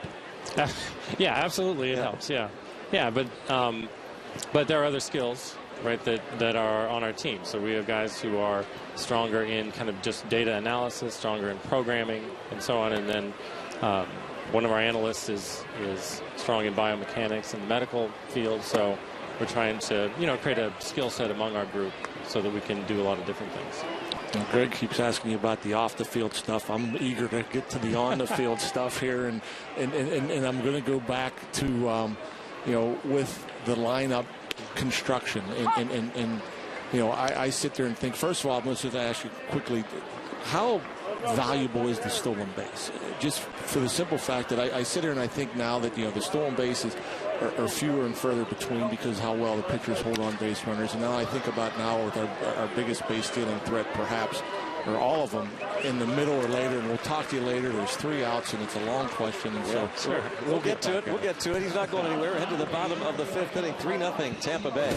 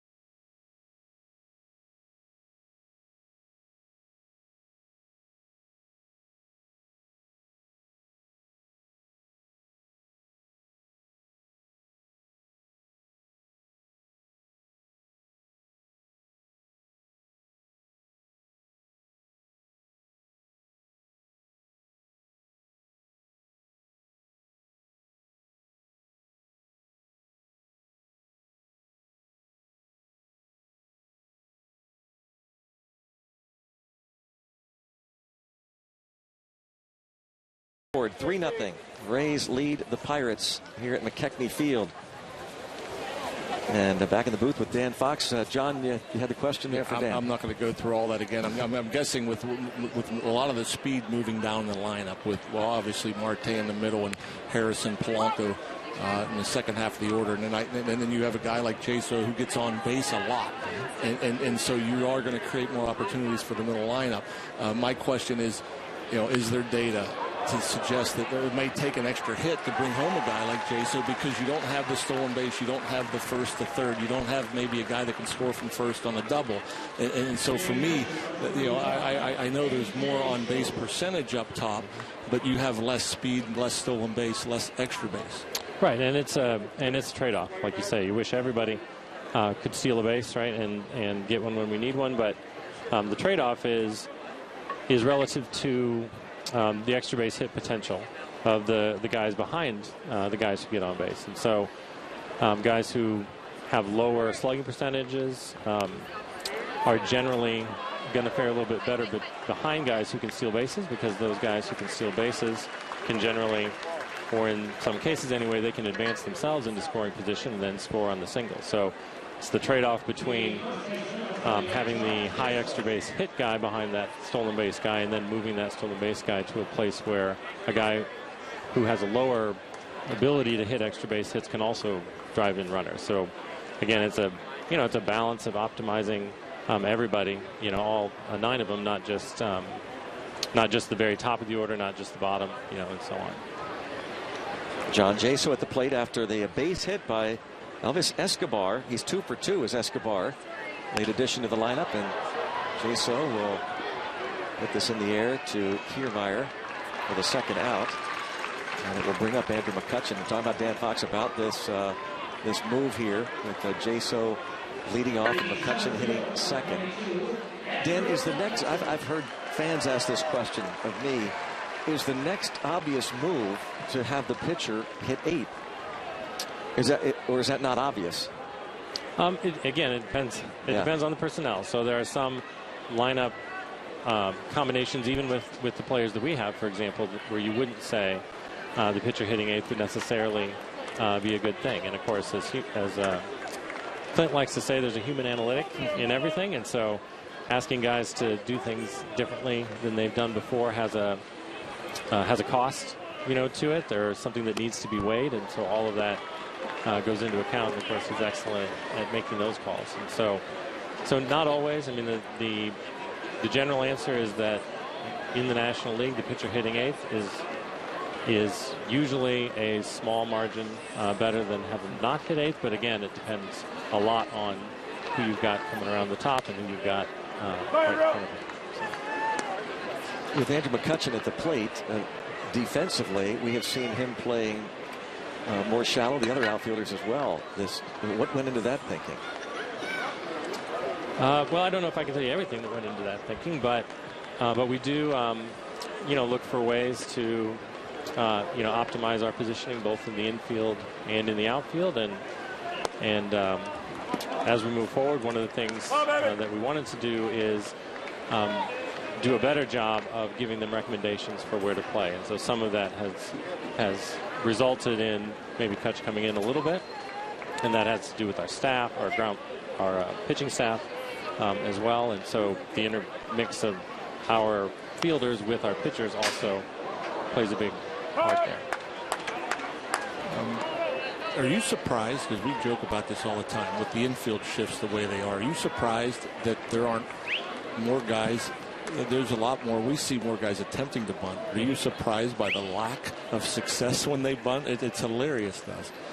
Yeah, from an advance process, those are the kind of things we look at every series as we look at the guys that we're going to play, and to some extent it is a little bit surprising that more guys don't do it, but that is a testament to how difficult it actually is. It looks easy, right? But it's not easy. So. And I know there is certainly some things, Dan, you can't answer, and totally respect that. If players do learn, in general in baseball, because there are so many teams shifting, and McCutchen is going to be thrown out on a bang play. We'll continue with Dan Fox as the Pirates and Rays move to the 6th inning. Hi, checking out the RAV4.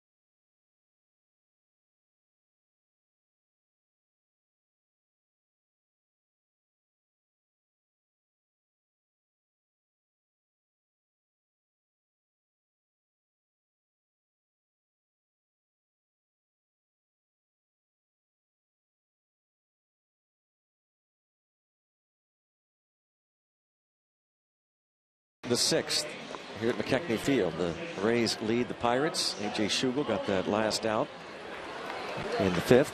Stayed in the game, dropped down the bunt. We were talking about bunting before we went to the break there, Dan, about this shifting and the fact that players just don't seem to, they look like they're committed to it, but aren't able to necessarily do it, and what that might mean if they are able to start bunting. Could that start changing the idea of shifting much or hitting the ball the other way more often?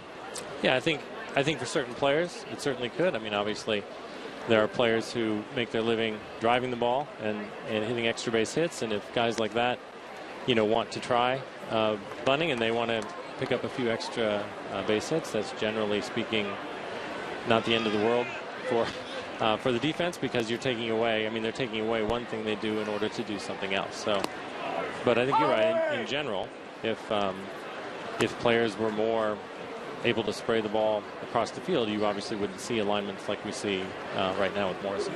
Yeah, you see Jordy Mercer swung over to the right side. This over-shifting.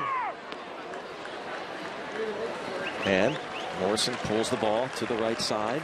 There's so many different stats nowadays. OPS is obviously a big one. It's not average home runs, RBIs anymore. What would you say would be of the newer sabermetrical things? What would be for fans? For fans, what would be the most, I guess, telling offensive stat? Like I say, the ones that combine everything that they do are generally the ones that I think are more. They correlate better to run scoring, as we would say. So OPS is a great shorthand for that, and it's, you know, available everywhere. Weighted on base average is another one, WOBA, as we would say. So that one you can find on places like Fangraphs. So that's a nice shortcut for just total offensive production. OPS plus. What is that exactly for the fans? So OPS plus is the problem with OPS is that it's relative to the league that you're in. So if you're in a league that scores a lot of runs, all the OPSs generally will be a little bit higher. OPS plus normalizes that so that a score of 100 would be league average. Just saw McCutchen. He's got a good OPS plus. He does. On the other side, pitching, what would be the thing that most, I guess, would most show the top pitchers in the leagues? What stat? Yeah, the pitching side, there's a number of different stats that people look at. So they look at FIP, fielding independent pitching. They look at xFIP. There's other ones that Baseball Prospectus has created. Sierra was one of them that they created. But all of those try to take into account a little bit of the randomness that can happen on the pitching side and give you a ERA-like stat that is more kind of respective of their true talent or what they've actually contributed, rather than being more dependent on the defense or the park that you're playing in and so on. Dan, have you exhausted those inside baseball numbers yet? Or are there still things you're diving into? Are there more? There's always more. So are there always more? Which is a great thing, yeah. So with the advent of new technologies, there's always new data sets that we can get a hold of. StatCast, as you're obviously aware of, was a big one from last season. So a nice play there by David Freese. Yeah, so all of those metrics we are digging into and doing our best to find value in. We've got Dan Fox in the booth. Fascinating conversation. 3-0 Rays.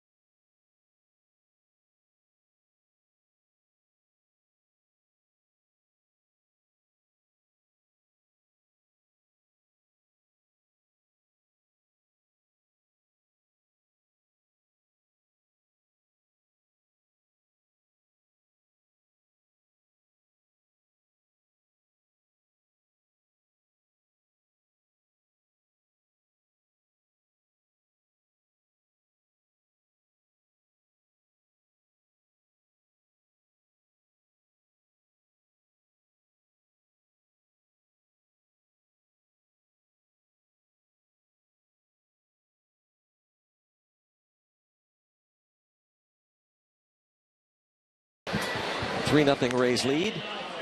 Spring training baseball brought to you by McDonald's as we go to the bottom of the 6th inning, and David Freese will be leading things off against Jake Odorizzi.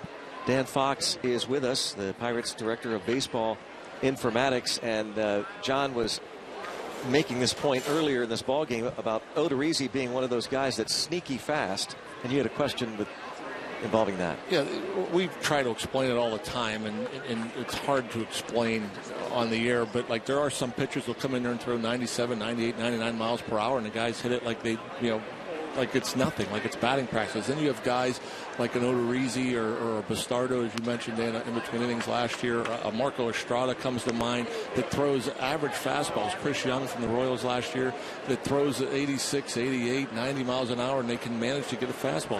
Odorizzi got 2 by McCutchen today that were 92 and below. Mm-hmm. Yeah, and that's one of the things that has become more known as we've gotten more data. So the systems in the ballparks that measure things like spin, like StatCast, can show you how well a guy spins not just a curveball, but how well they backspin a fastball. And so a lot of these guys, can simply put more true backspin on the ball, which causes it to sink less, or called ride, but sink less actually than the hitter might be expecting, especially given the velocity that they're seeing. And so that tends to have an effect where the hitters anticipate that the ball is going to be a little bit lower perhaps than it is, and with those guys a lot of times you see weak contact in the form of pop-ups. So you see a lot of infield fly balls or short fly balls as well. So yeah, that's definitely a skill that some pitchers have. And it's something that can be measured, it sounds like. Right, that is something that with the advent of PitchFX and TrackMan and systems like that are in all the major league parks and in minor league parks as well, that is measurable. So it's based on revolutions per second, per minute? Right, they measure it in terms of RPM, yeah. Per minute. And so as a hitter, you hear downward plane. I think hitters are kind of used to downward plane. When a guy has less downward plane, that's where they have trouble as far as consistently getting on top of the ball. And that kind of makes more sense, because you've heard of a riding fastball. Some people have suggested that his fastball rose or whatever the case may be, but that isn't it. But the ball just stays on the same plane longer than most. Right, if you think about it, it's just really the inverse of a sinker. So a guy like Jared Hughes, the reason he gets ground balls is the ball sinks faster than the hitters are anticipating, and so they hit the top of the ball and they drive him to the ground. David Freese hits one out of here. Either Kevin Kiermaier thought he had it, or he was putting on a great act, but that wind blowing out, David Freese hits his first spring home run with the Buccos. Interestingly enough, Freese pops one up behind the plate. Conger, the catcher, didn't see it. This is twilight, and these guys have played pretty much in the daylight all year, and in the twilight you see it at big league ballparks. Sometimes the hitters lose the ball in the sky, and here the lights are even lower, so these aren't major league lights, so they can't see as high as they're accustomed to, and so Kiermaier didn't see that one, but Freese obviously did. He saw the fastball very well and gave it a pretty good ride. Bucks on the board, and Tito Polo fouls one back. Kiermaier lost it.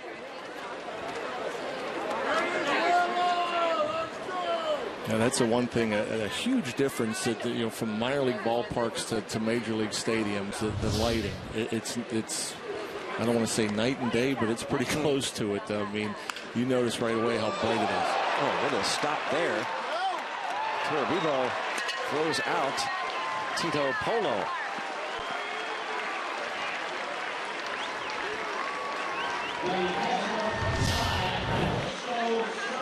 Tough little in-between hop to the backhand there. He picks it, makes it look easy, and a nice pick on the other side, making it look easy.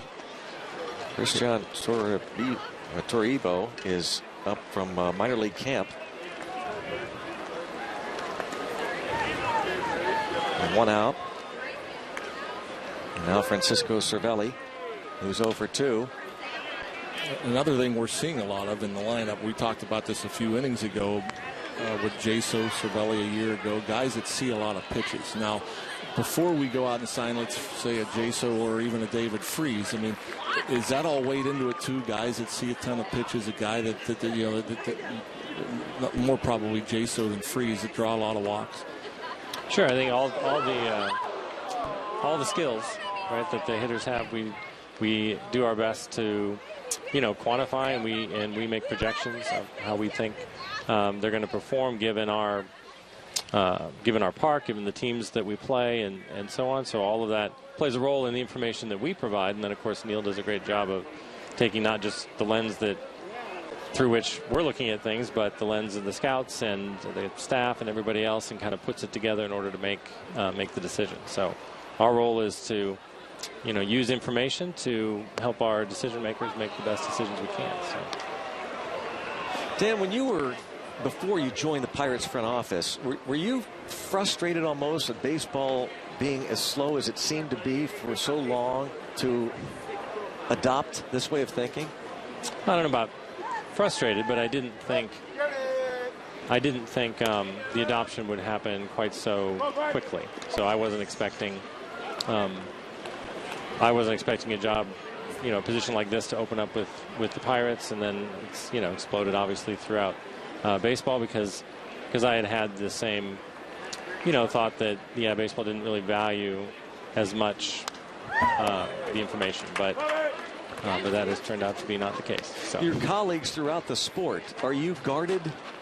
Oh, yeah. So I know, so we know a lot of these. Do you talk much to anybody else? Yeah, we know these guys, but they're not going to tell us very much. So it's mostly just hi. How you doing? So, good click. Yeah. There's a few common things, like we all purchase data from various, companies, and so relationships with those companies and things like that at the business level, we have some dialogue with, but nothing proprietary. Absolutely. As successful as it's been here in terms of shifts and different ways of looking at the game, are you surprised that certain other teams haven't adopted it? Well, one of the things that I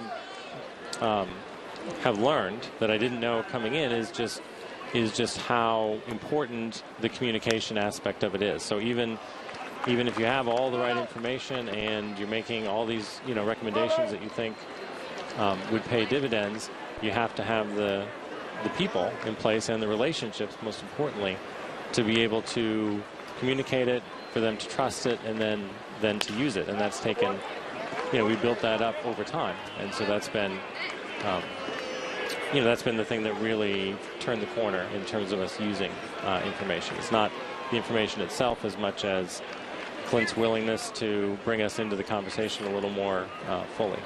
It must be pretty gratifying then for you and those under you, because the Pirates do seem to be one of the more forward-thinking organizations now in baseball, right? Right, and from day one, when I was hired, Neil was very open about, we are in all forms of information organization, so we will use information from anywhere, and the trick is to integrate it and to know what to use in which situations, how to kind of put it all together in order to make decisions with it. Dan, at what point do you, or does the organization, if you want to try something, whatever it might be, at what point do you decide, how long do you give before you say, you know what, this part isn't working, let's go somewhere else? Does that happen? Sure, yeah, that happens, and it all depends on what it is, so there might be some situations where it's obvious pretty quickly, that it's going to work, or there's a real good reason for doing this. Other things, there's more randomness, involved in the outcomes, and so it may take longer to see that it's actually paying dividends. Are there some things that you are so passionate about that you go and you pound your fist and say, we've got to do this? The numbers show it. Well, the guys who work for me always tease me. I'm not the guy who will pound the table, like that. I'm not that kind of. Yeah, it's not my style. So, but there are things that I believe in more strongly than others, and I believe that you need to make a case, for why you would do a certain thing, and if the case is strong enough, it'll get a good hearing. And so that's the other thing with being here, is that it's never the case that ideas are not heard. So they are heard, they are considered, and then we see where they go. Watching spring training games this year and watching guys play from other teams that I've never heard of and still see us shift against such player and see it where our younger guys are playing and getting shifted as well. Do you have information throughout the minor leagues that would tell you where to play in spray charts? Or Sure, there's different levels of information at different levels of the minor leagues, and so we get information in various forms, and so by the time a guy's on the 40-man roster, let's say, he's probably got some AA and some AAA time, and we can get a pretty good feel for how we would set up positioning against them. So yeah, our system takes all of that into account and tries to come up with the best recommendation. And then, of course, Nick Leyva and Rick Sofield do a great job of taking what we give them, and then they are the ones who communicate it and actually make adjustments in game and do all of the hard work. So. And Jordy Mercer gets under this one. Otherwise, that would have gone a long way. Dan, that was just tremendous. Cannot thank you enough, Dan Fox. You. Really a blast. Thanks, Dan. To get some insight into Dan Fox and the forward thinking of the Pittsburgh Pirates and the analytics. Thanks to Dan Fox, 3-1 ball game.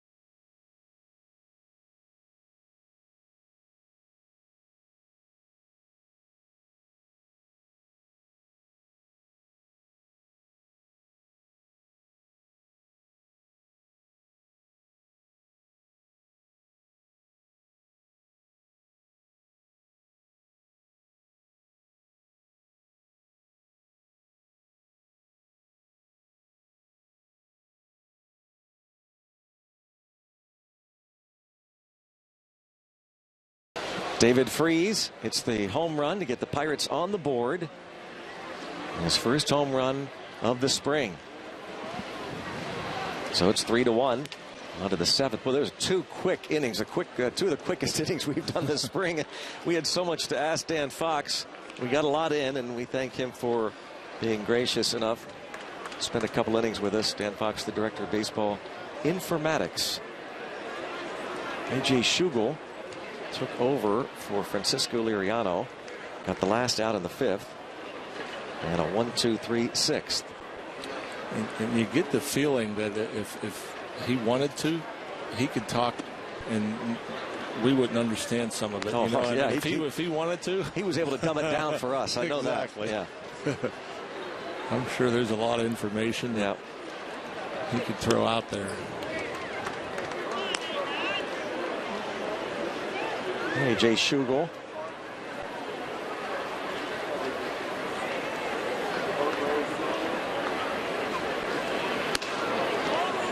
I've said this before, if you're still on the roster with less than a week to go, then you are still involved as a possibility.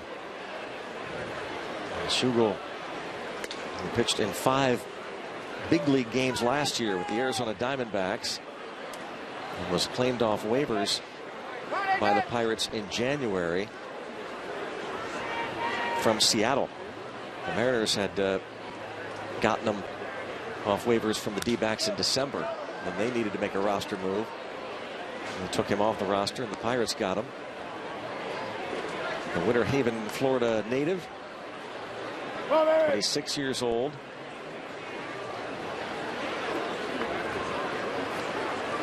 Schugel was originally drafted by the Angels. And Freese can't come up with it cleanly. Tough hop there. So Getzman is on.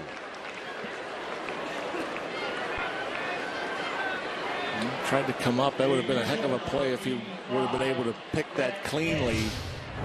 That little in-between hop.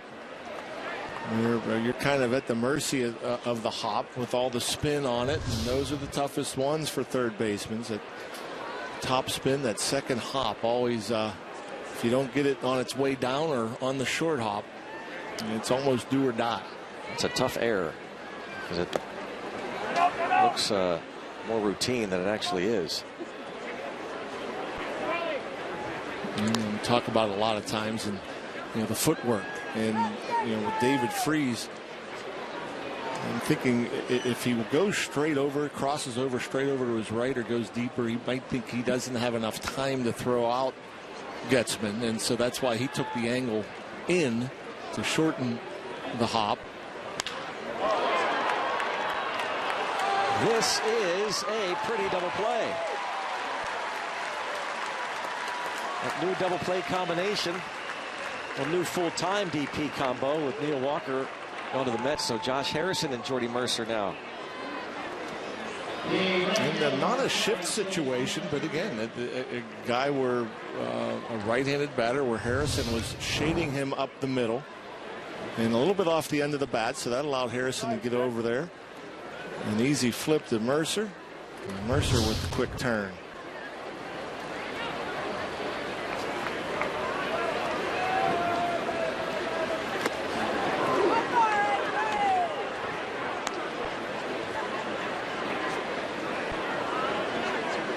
Souza is 1 for 3.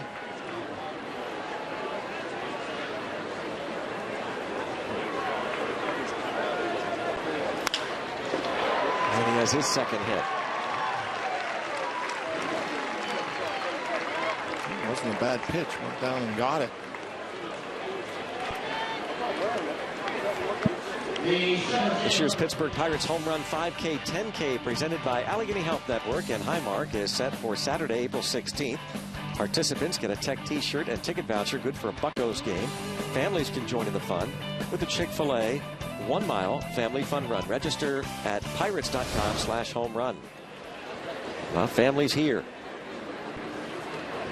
Watching the Pirates wind down spring training 2016.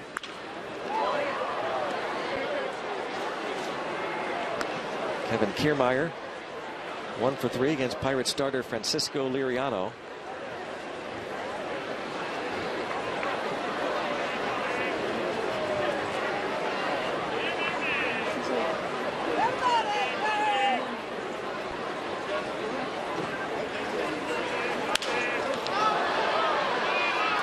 Schugel, the one thing I have noticed, he pretty much puts it where he wants to. His control has been really good. Just one walk this spring training, and if you're watching where Cervelli's setting up, Schugel's pretty much throwing it right where that glove is.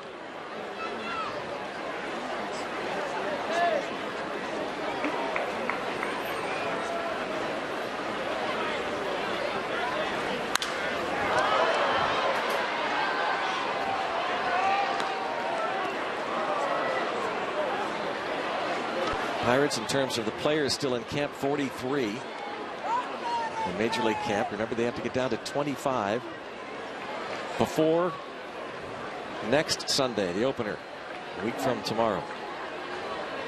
21 pitchers in camp.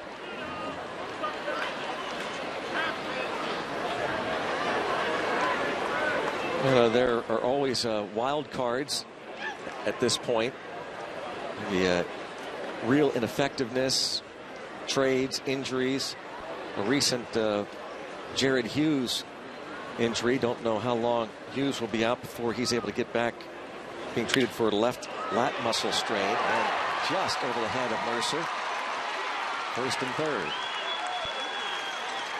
Sometimes those things can open up a door for a player to start the year on the major league roster. Kiermaier's second hit. And Clint Hurdle will go and get A.J. Schugel. Again, a pitch thrown right where he wanted to, and a good piece of hitting. He goes down, gets it again off the end of the bat a little bit, but serves it out to center.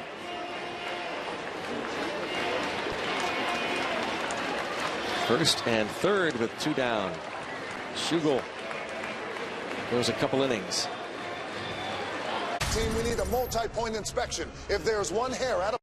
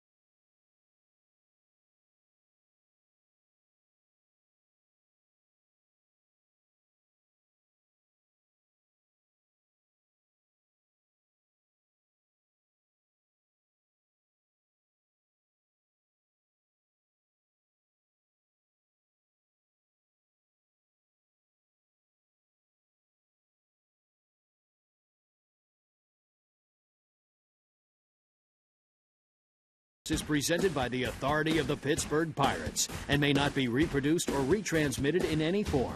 And the accounts and descriptions of this game may not be disseminated without the express written consent of the Pittsburgh Pirates. It is a 3-1 Tampa Bay lead here at McKechnie Field in Bradenton, Florida. 2 outs in the 7th inning. This late in spring, more minor leaguers come over from Pirate City, and here's John Kuchno, the Ohio State product. An 18th round pick of the Pirates 4 years ago. A Buckeye from Baltimore, Maryland, was converted from a starter's role to the bullpen last year at Altoona and made 40 appearances for the Curve with a 3.46 ERA. Runner takes off and out of play. Pat Blair at the plate for these Rays. Desmond Jennings was 0 for 3 from this spot.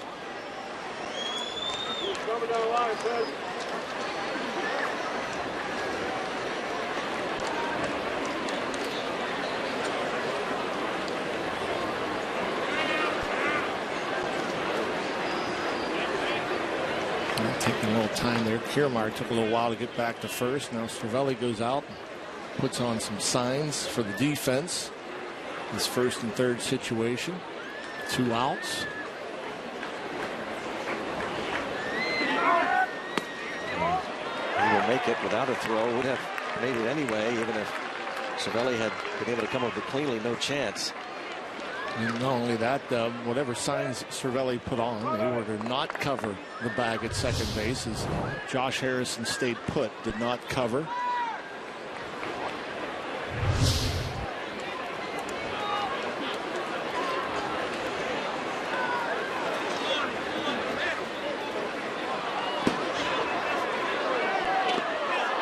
Oh, what's good? Got some fan, I believe, had come down onto the field. And one of the members of the grounds crew had to grab him. And police escorting him off the field. Well, you'd never see that in spring training. No, that's a first here at McKechnie, without a doubt. That was bizarre. Just all of a sudden, someone had come down, and Charlie Montoyo, their third base coach, grabbed him. He looked like he was heading into the dugout. and barking, angry at somebody in the Rays dugout. Bizarre.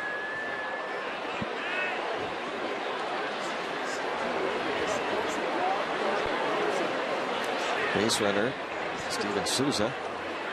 That wasn't a good look at it. That wasn't your typical attention getter or seeker. You know, that was just a guy that was upset with somebody, it looked like.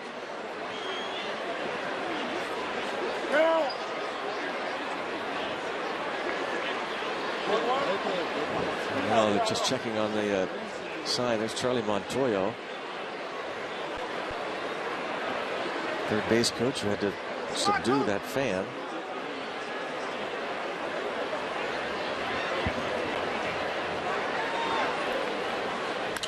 And out of play. Pat Blair at the plate with runners at second and third.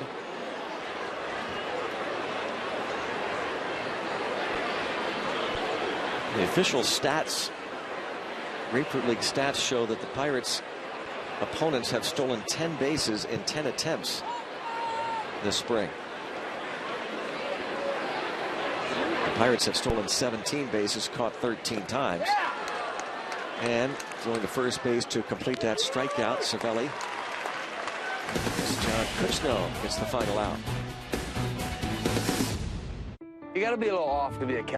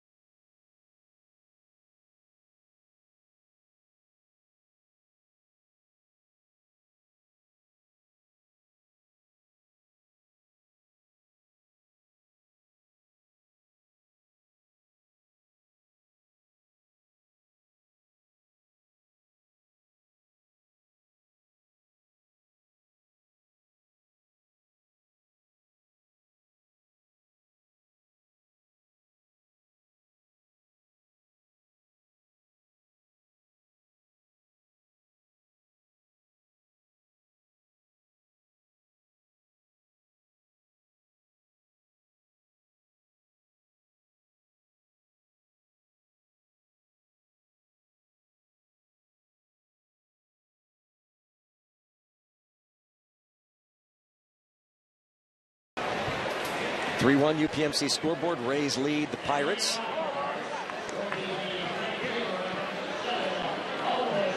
Bottom of the 7th inning. Luis Escobar is 2 for 2. Escobar, the left-handed hitting player over from minor league camp when Gregory Polanco was scratched because of right shoulder discomfort. Let's go downstairs to Robbie Smikowski. I have David Freese in our McDonald's player interview. David, the home run, your uniform completely dirty. Filthy. How are things progressing for you in a couple weeks as a Pirate? I'm feeling better. Yeah. It's just nice being out here with the guys. I think that was huge to get out here as soon as possible and just get going with them and kind of learn the way they do stuff, move around, and yeah, I'm ecstatic getting out here with these fellas. You appeared very comfortable at the plate with the home run. What is the process like in integrating yourself back into game shape and game speed, seeing these pitches? Yeah, it's just focus. Obviously showed up late, but every AB, take a regular season approach and get in there and battle and kind of learn on the go. Not as much time as the other guys to kind of get outside and get going, but I feel good. I feel ready. I think I'm going to go to Pirate City tomorrow and get some ABs and, kind of rack those up a little bit, but so far so good. First time in your career it took this long to get yourself into a team spring training. What have you learned about yourself just in terms of getting ready, like as opposed to how you normally would for a season? Yeah, I think the big thing was it's tough trying to control things you can't control. I think that was a good test for me. I try and do that too much, but that was big for me. It was kind of like, here you go, try and handle this, and it was a good learning experience. How about Liriano? What are your observations from him in the limited time you've been able to see Garrett Cole, the anchors of this pitching staff? Yeah, they're animals. I'm glad I'm wearing the jersey for sure. And those are two guys that I respect. They're aces, and playing behind Liriano tonight, that was fun. He's a bulldog out there, and he's definitely a leader on this team. I might be jumping the gun here, and I'll admit it, in terms of the amount of time, limited time you spent in the Pirates uniform, but do you see any traits in terms of the culture and environment that what you experienced in St. Louis? Yeah, they're pretty similar. Actually, they're really similar. I think. What about it? Just how they go about it. We get our work in, we have fun, we enjoy it, but we understand what it takes to kind of win. I mean, they've won 98 games. They won 98 games last year. They were in the playoffs, last 3 years, and there's reasons for it. How is life different for you pre-2011 versus post-2011, given the success you had in the World Series? It was just a good learning experience, I think, more so off the field. I think I grew up a lot because of it. I really don't know where I would be if that didn't happen, for good and bad reasons. But, it was awesome. It was a great experience to kind of live a kid's dream. But you win that one, and, man, you want another one. It'd be nice to do this in this jersey. Oh, be fun for you, be fun for a lot of people in Pittsburgh. David, thank you. All right, thank you. All right, Greg. All right, Robbie, thanks. And thanks to David Freese. Hit that home run early in the ball game. Talking about the way the Pirates do things, and it's very similar to the St. Louis Cardinals. And when he was with the Cardinals, he hit some big home runs. This is his first spring training homer over the center field fence. I like the fact that he knew he got it as soon as he hit the bat, and he just put his head down and ran the bases like a pro and got his work in. Take it to the house. Pretty good description of him. He's a pro, you can just tell. Dana Eveland trying to win a job as a non-roster player. Eveland, who made one start for the Pirates 6 years ago with the Braves for a time last year. Jason Rogers is batting as a pinch hitter.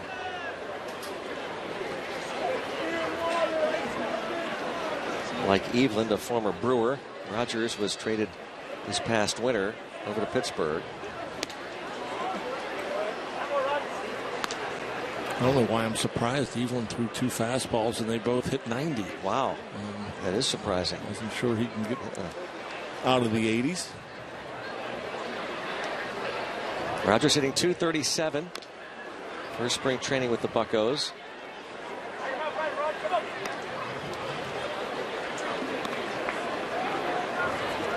Getting a long look, as we mentioned earlier.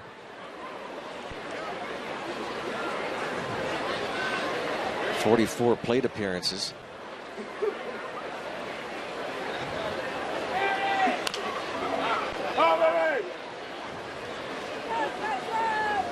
Still some possible openings. You know the locks, Cervelli and Stewart behind the plate. John Jaso there. Will start most nights at first base. David Freese, we just heard from. Jordy Mercer, Josh Harrison at short and second, respectively. Starling Marte, Andrew McCutchen, Gregory Polanco in the outfield. Sean Rodriguez will be on the club as a utility player. So that's 10 there. Then we're going to go with 13 position players, then 3 more. You wonder if Michael Morse and Jason Rogers might be battling for one of the spots as a platoon possibility. It was assumed that Morse would be, and I think it still is, platoon mate for Jaso at first base, but Rogers plays first and third. Matt Joyce is a left-handed hitting outfield option. Jake Gobert, Pedro Florimon, Cole Figueroa.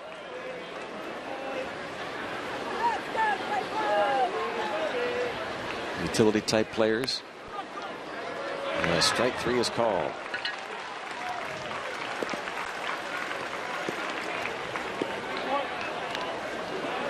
MLB.TV Premium, everything you've come to expect and more with a new low price for 2016. Watch every out-of-market game of all 30 teams live in true HD on over 400 supported devices. Blackout and other restrictions apply. Visit MLB.TV for details. Edwin Espinal, minor leaguer, swings at the first pitch from Evelyn. Oh, he is retired. Evelyn gets the last 2 outs in the bottom of the 7th. 3-1 Tampa Bay.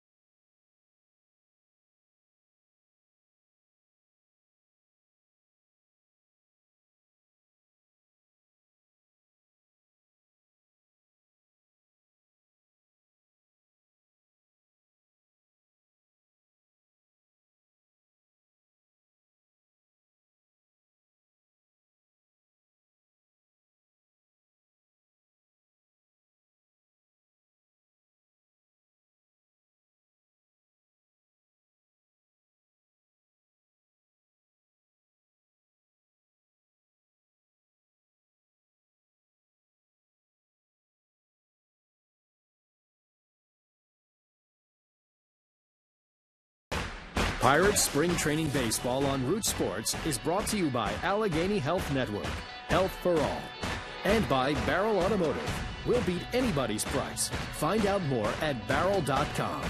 Let's go Bucks!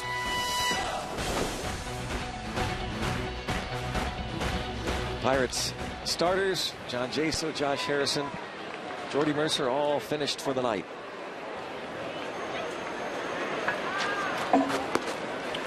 I think it's pretty neat how there's 3 straight night games. It takes a little while. I mean, it's you'd like to get back under the lights, but typically in spring training you play. You're used to playing the 1 o'clock games, and when they throw a night game at you, it's a pretty quick turnaround. So it's kind of nice for these guys to get some sleep for 3 straight days. Bunch of changes. See, mainly minor league players now at this point.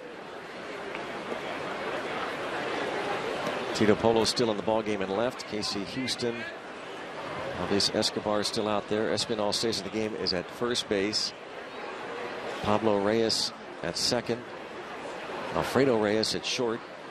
Dan Gamache, saw him earlier in camp. He's now at third. And Jacob Stallings has been impressive behind the plate.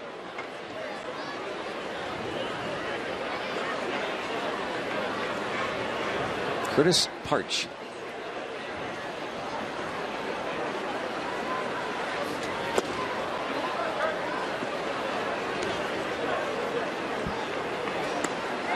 Facing Steve Pearce. Parch, a non-roster invite. Signed a minor league free agent deal in November. Pitched in the Giants system last year. AAA. Sacramento.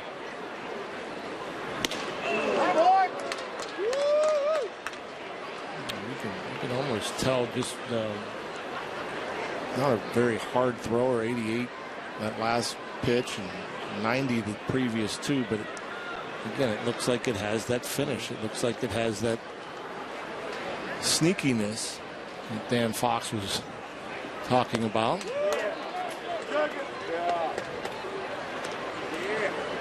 Revolutions per minute. Isn't that interesting, like that pitch effect stuff that they have in all the stadiums now, that they could literally compute the revolutions per minute. from 60 feet 6 inches.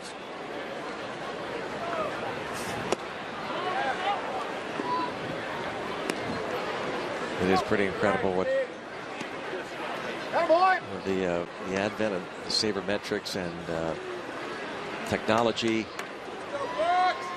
StatCast, pitch effects.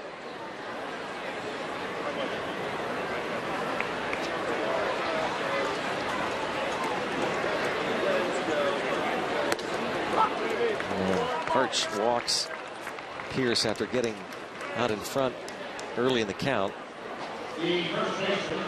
Third walk for Perch this spring.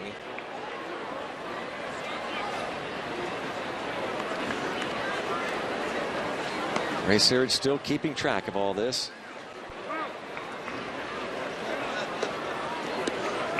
Perch has appeared in 20 big league games with the Cincinnati Reds.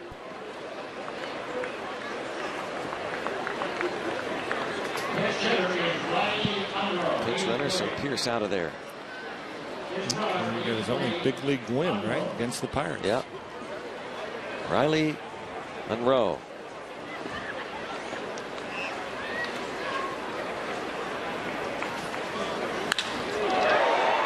Line to right. Cameron Seitzer. His first at bat.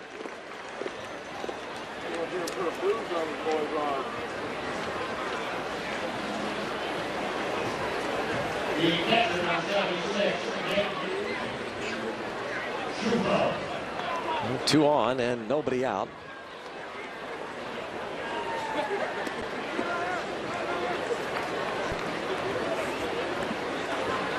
Nick Clufo is the new catcher. He comes to the plate for his first plate appearance. And Congress started behind the plate. Both clubs pretty much with minor league players.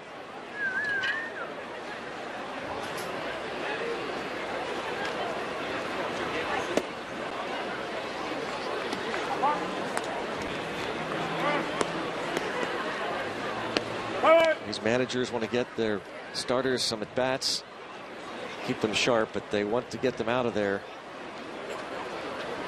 last week of spring training.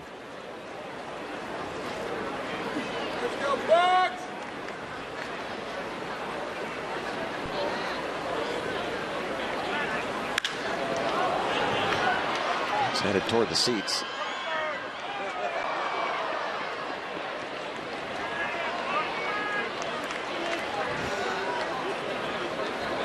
And Gamache now at third base.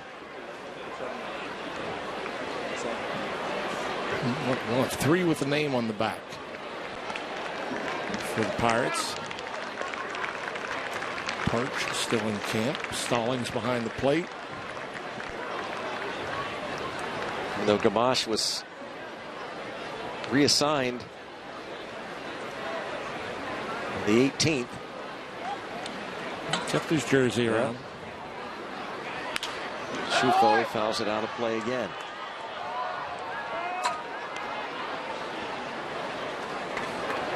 Dan Gamache.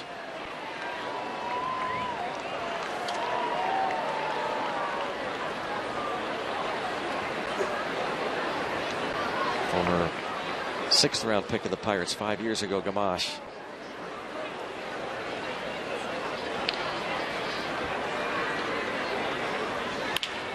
Shufo lines it softly to first baseman Espinal, then throwing just a little bit late to second, first out. Espinal, for a big man,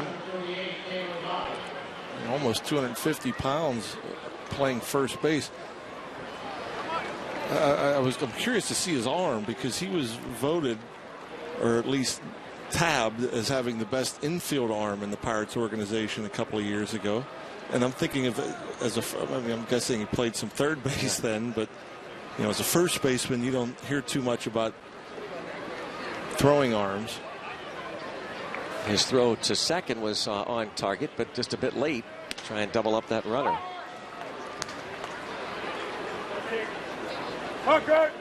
Taylor Motter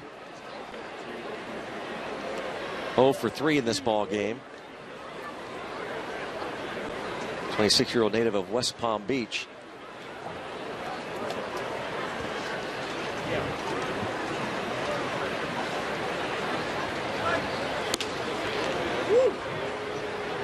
And Jacob Stallings, a big framed catcher.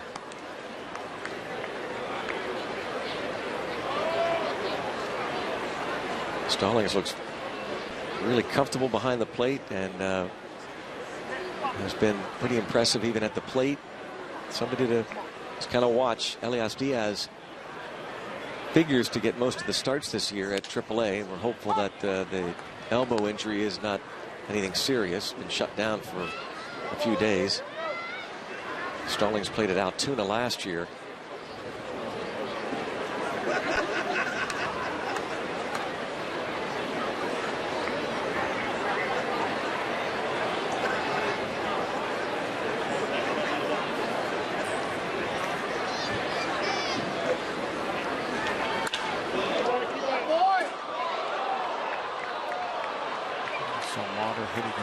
Practice today of it. He has a bit of a hitch, I guess you can call it, in his swing. It's somewhat interesting and don't notice it as much, I don't think, you know, as like say Jaso we were talking about earlier with the wide open stance.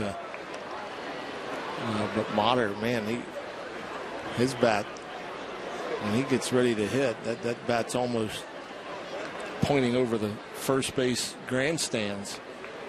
Somewhat different. And you'll see just as he's ready to, he gets that foot down, that bat's pointing almost in the other direction. Good idea, attaboy.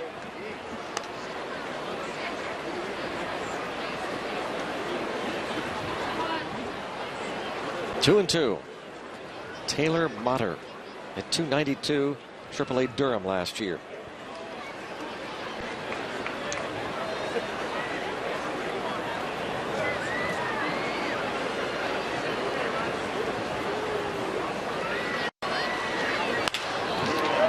Gamache, one there, and on the first, and a double play.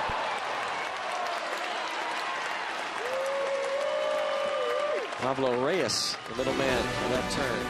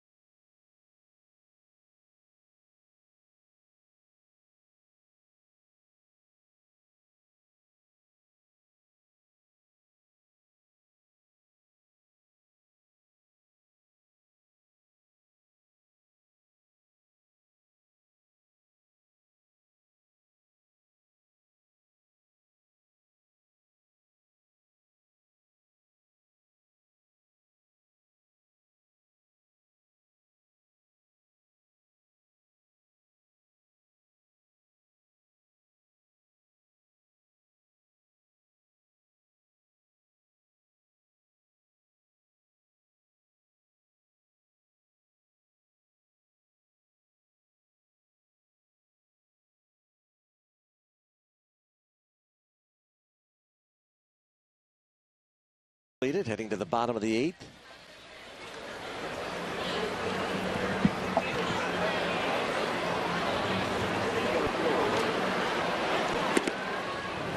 Dana Evelyn still out there. Casey Houston's first at bat. Andrew McCutchen was 0 for 3 tonight.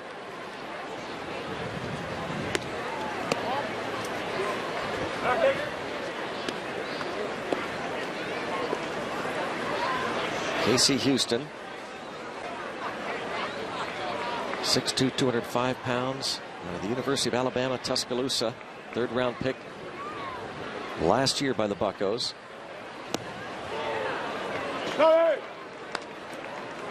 Turned 21 the day he was drafted on June the 9th.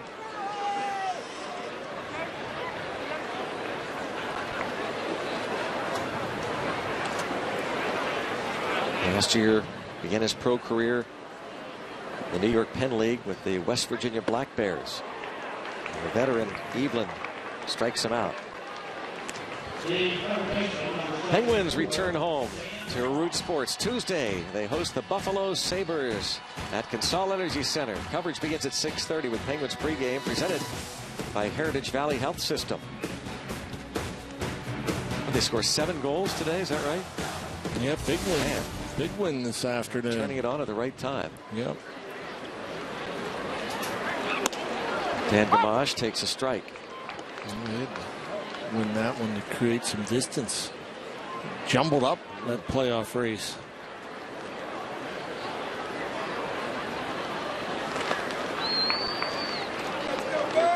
Gamache hit 143 in Grapefruit League play while he was here, 2 out of 14. On-roster invite to spring training. Newport, Rhode Island native. Played at AA Altoona and AAA Indy last season.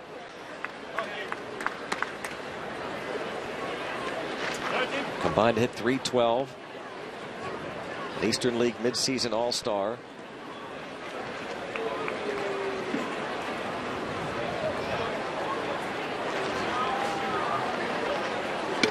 Bounced around third base, second base, first base last year.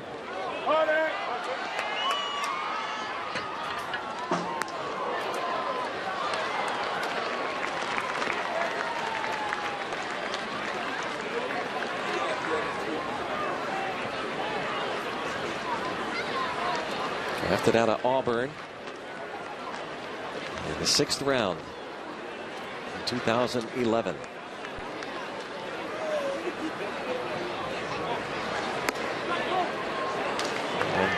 Evelyn takes care of him. Oh, that was a big breaker. That thing started right at the hip of Gamache and just took off. I mean, you look at it, it's like looks like a hanging breaking ball, but when that left his hand, Gamache had to be thinking it was coming right at the hip.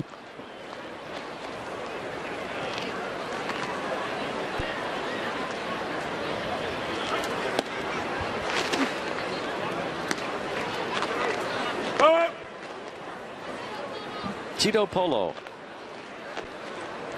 0 for 2. Sterling Marte started in left field, bounced into a double play, his only at bat. Pulled from the game, hopefully just for precautionary measures.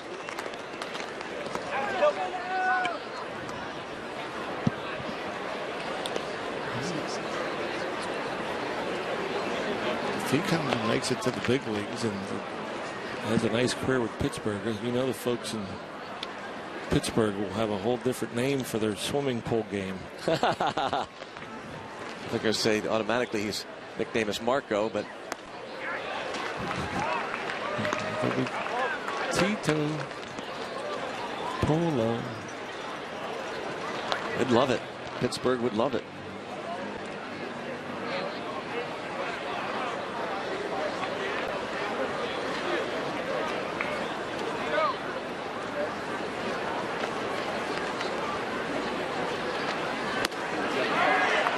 No problem for the veteran to take care of those 3. But they hit Evelyn under the 9th.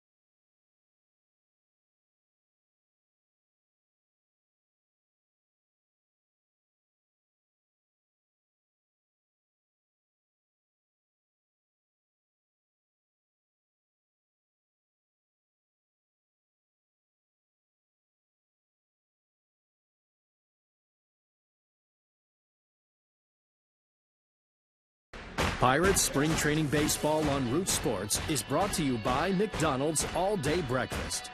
Breakfast has been liberated. By Kenny Ross, just ask a neighbor. And by UPMC, life-changing medicine. Let's go Bucks! Coming your way from McKechnie Field and Bradenton, Florida, the Friendly City. We'll be here again tomorrow night. The Pirates host the Baltimore Orioles. 6 o'clock once again. Coming your way Easter Sunday evening, and 1 week from tomorrow the Pirates open up the regular season against the Cardinals at PNC Park.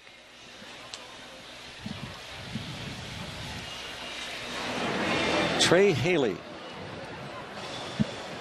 comes on to pitch. 4-4, 245. Pretty good strikeout to innings ratio. 60 to 55 so far. Those appearances combined AA Akron and AAA Columbus for the Cleveland Indians organization. This former second-round pick of the Indians. This is his 8th appearance of the spring. He's given up 6 runs in 6 2/3 innings. Walking 4 and striking out 6. Brandon Getzman is 2 for 3. Francisco Liriano started and went 4 2/3. And now Polo comes in and going out to make the catch. Alfredo Reyes, a smile, has all stayed in his glove. The third baseman, number 85, Grant Day. Middle infielder's backpedaling. You're expecting to hear a voice. If you don't hear a voice, you keep after it. You hear a voice, you get out of the way.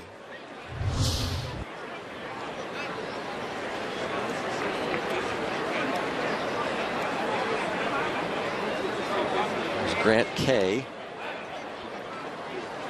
took over at third base last inning, popped up, and Espinal makes the catch. 2 up and 2 down.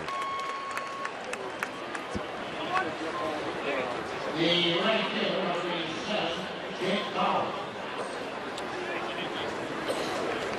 Can you get a 3-pitch inning? Maybe. Let's see, Jake Bowers, if he can cooperate. A player in from minor league camp.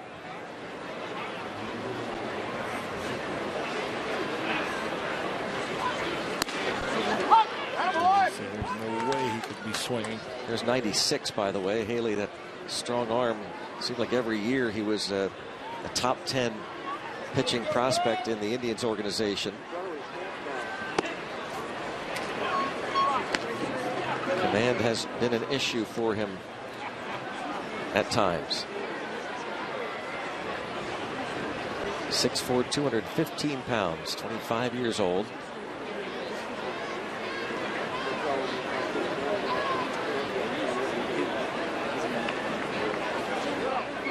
Drafted in the second round in 2008 by the Tribe.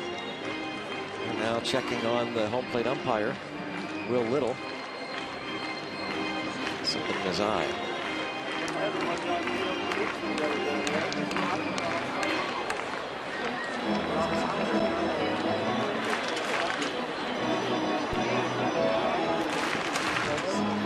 After tonight, 5 games remain in Florida. The Pirates will fly out Thursday after their game down in Port Charlotte against Tampa Bay. Fly out of Fort Myers. They'll head to Indianapolis. An off day in Indy on Friday. No doubt they'll work out, but then they'll play the Cincinnati Reds in an exhibition game 1 week from today at Victory Field in Indianapolis, before opening up the regular season at PNC Park on April the 3rd.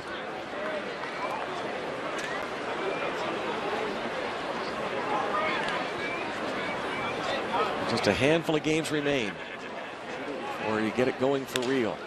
And the other way, and a base hit for Jake Bowers, hitting to second. And the double. So strange to be playing the day before I know. opening day. Yep.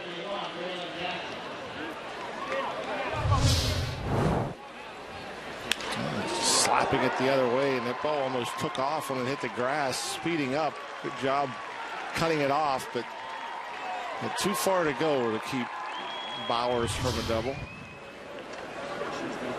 Here's Braylon Jackson with his first at bat.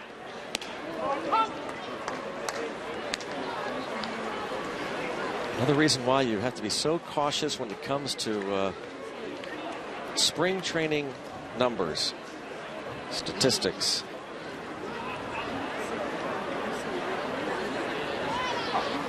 Remember 4 years ago, Matt Haig was having a great spring with the Pirates, tied for the major league lead with 7 homers, hitting .400.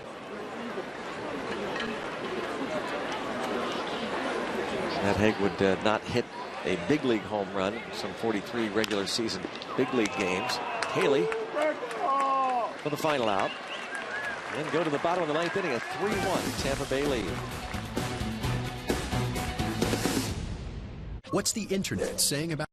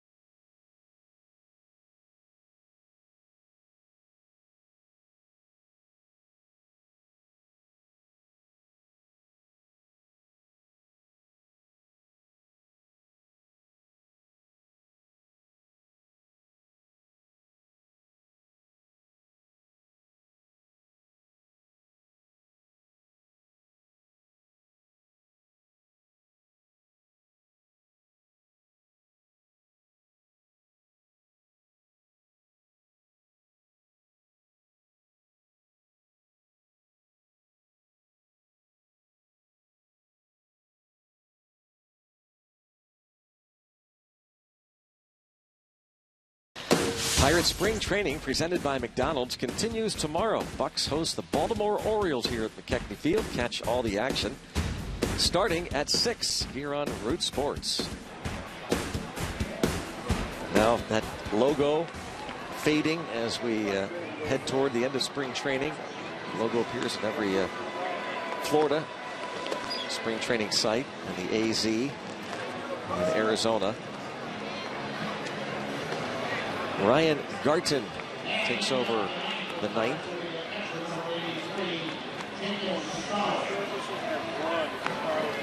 Garton played minor leagues in Montgomery last year in the Rays organization.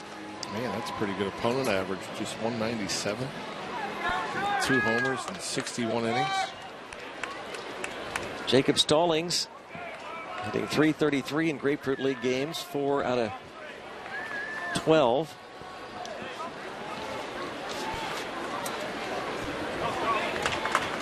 .6'5", 225. 7th round pick in 2012. Played college ball at North Carolina. His dad, the longtime basketball coach at Vanderbilt, Kevin Stallings.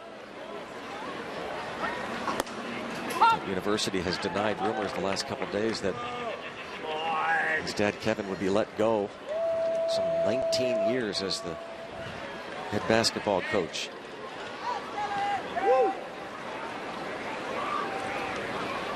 Jacob Stallings at 275 at AA Altoona last year.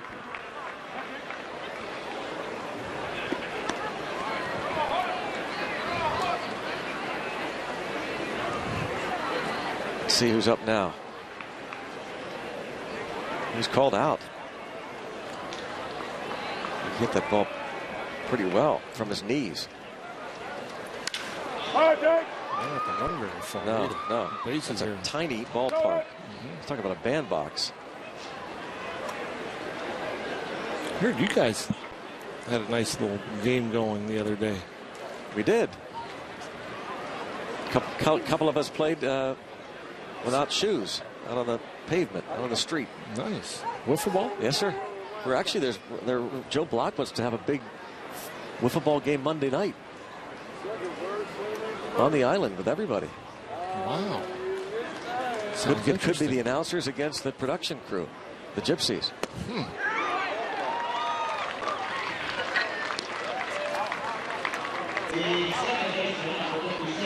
Don't seem too excited about it, so we'll assume you will not be there. There's Joe and Bob. That's the Walk and Block show.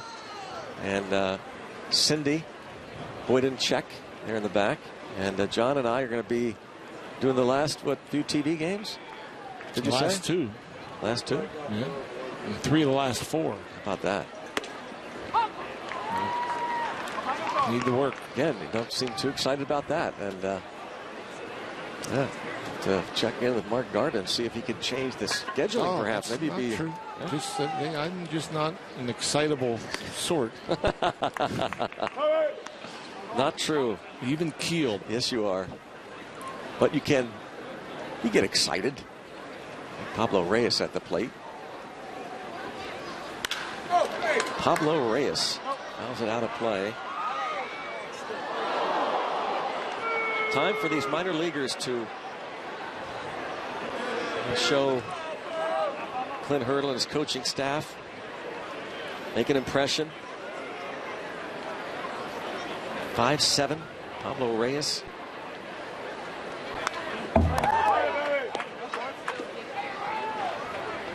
At 268 last year for the West Virginia Power. A dozen homers, drove in 60. So stole 27 bases.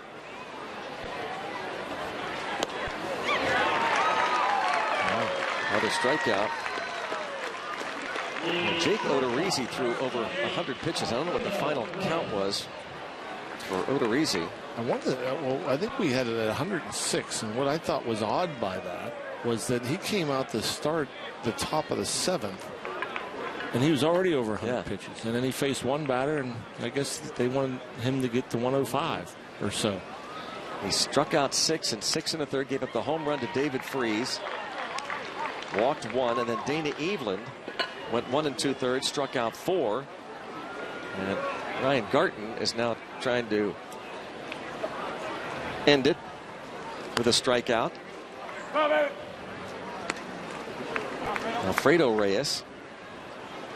Garten has struck out the first 2.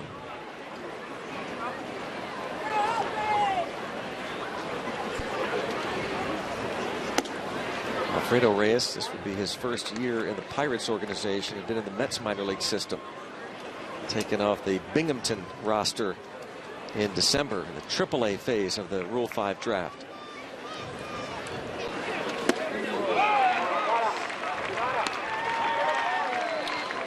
Another guy not throwing hard, but he's getting fastballs by these hitters.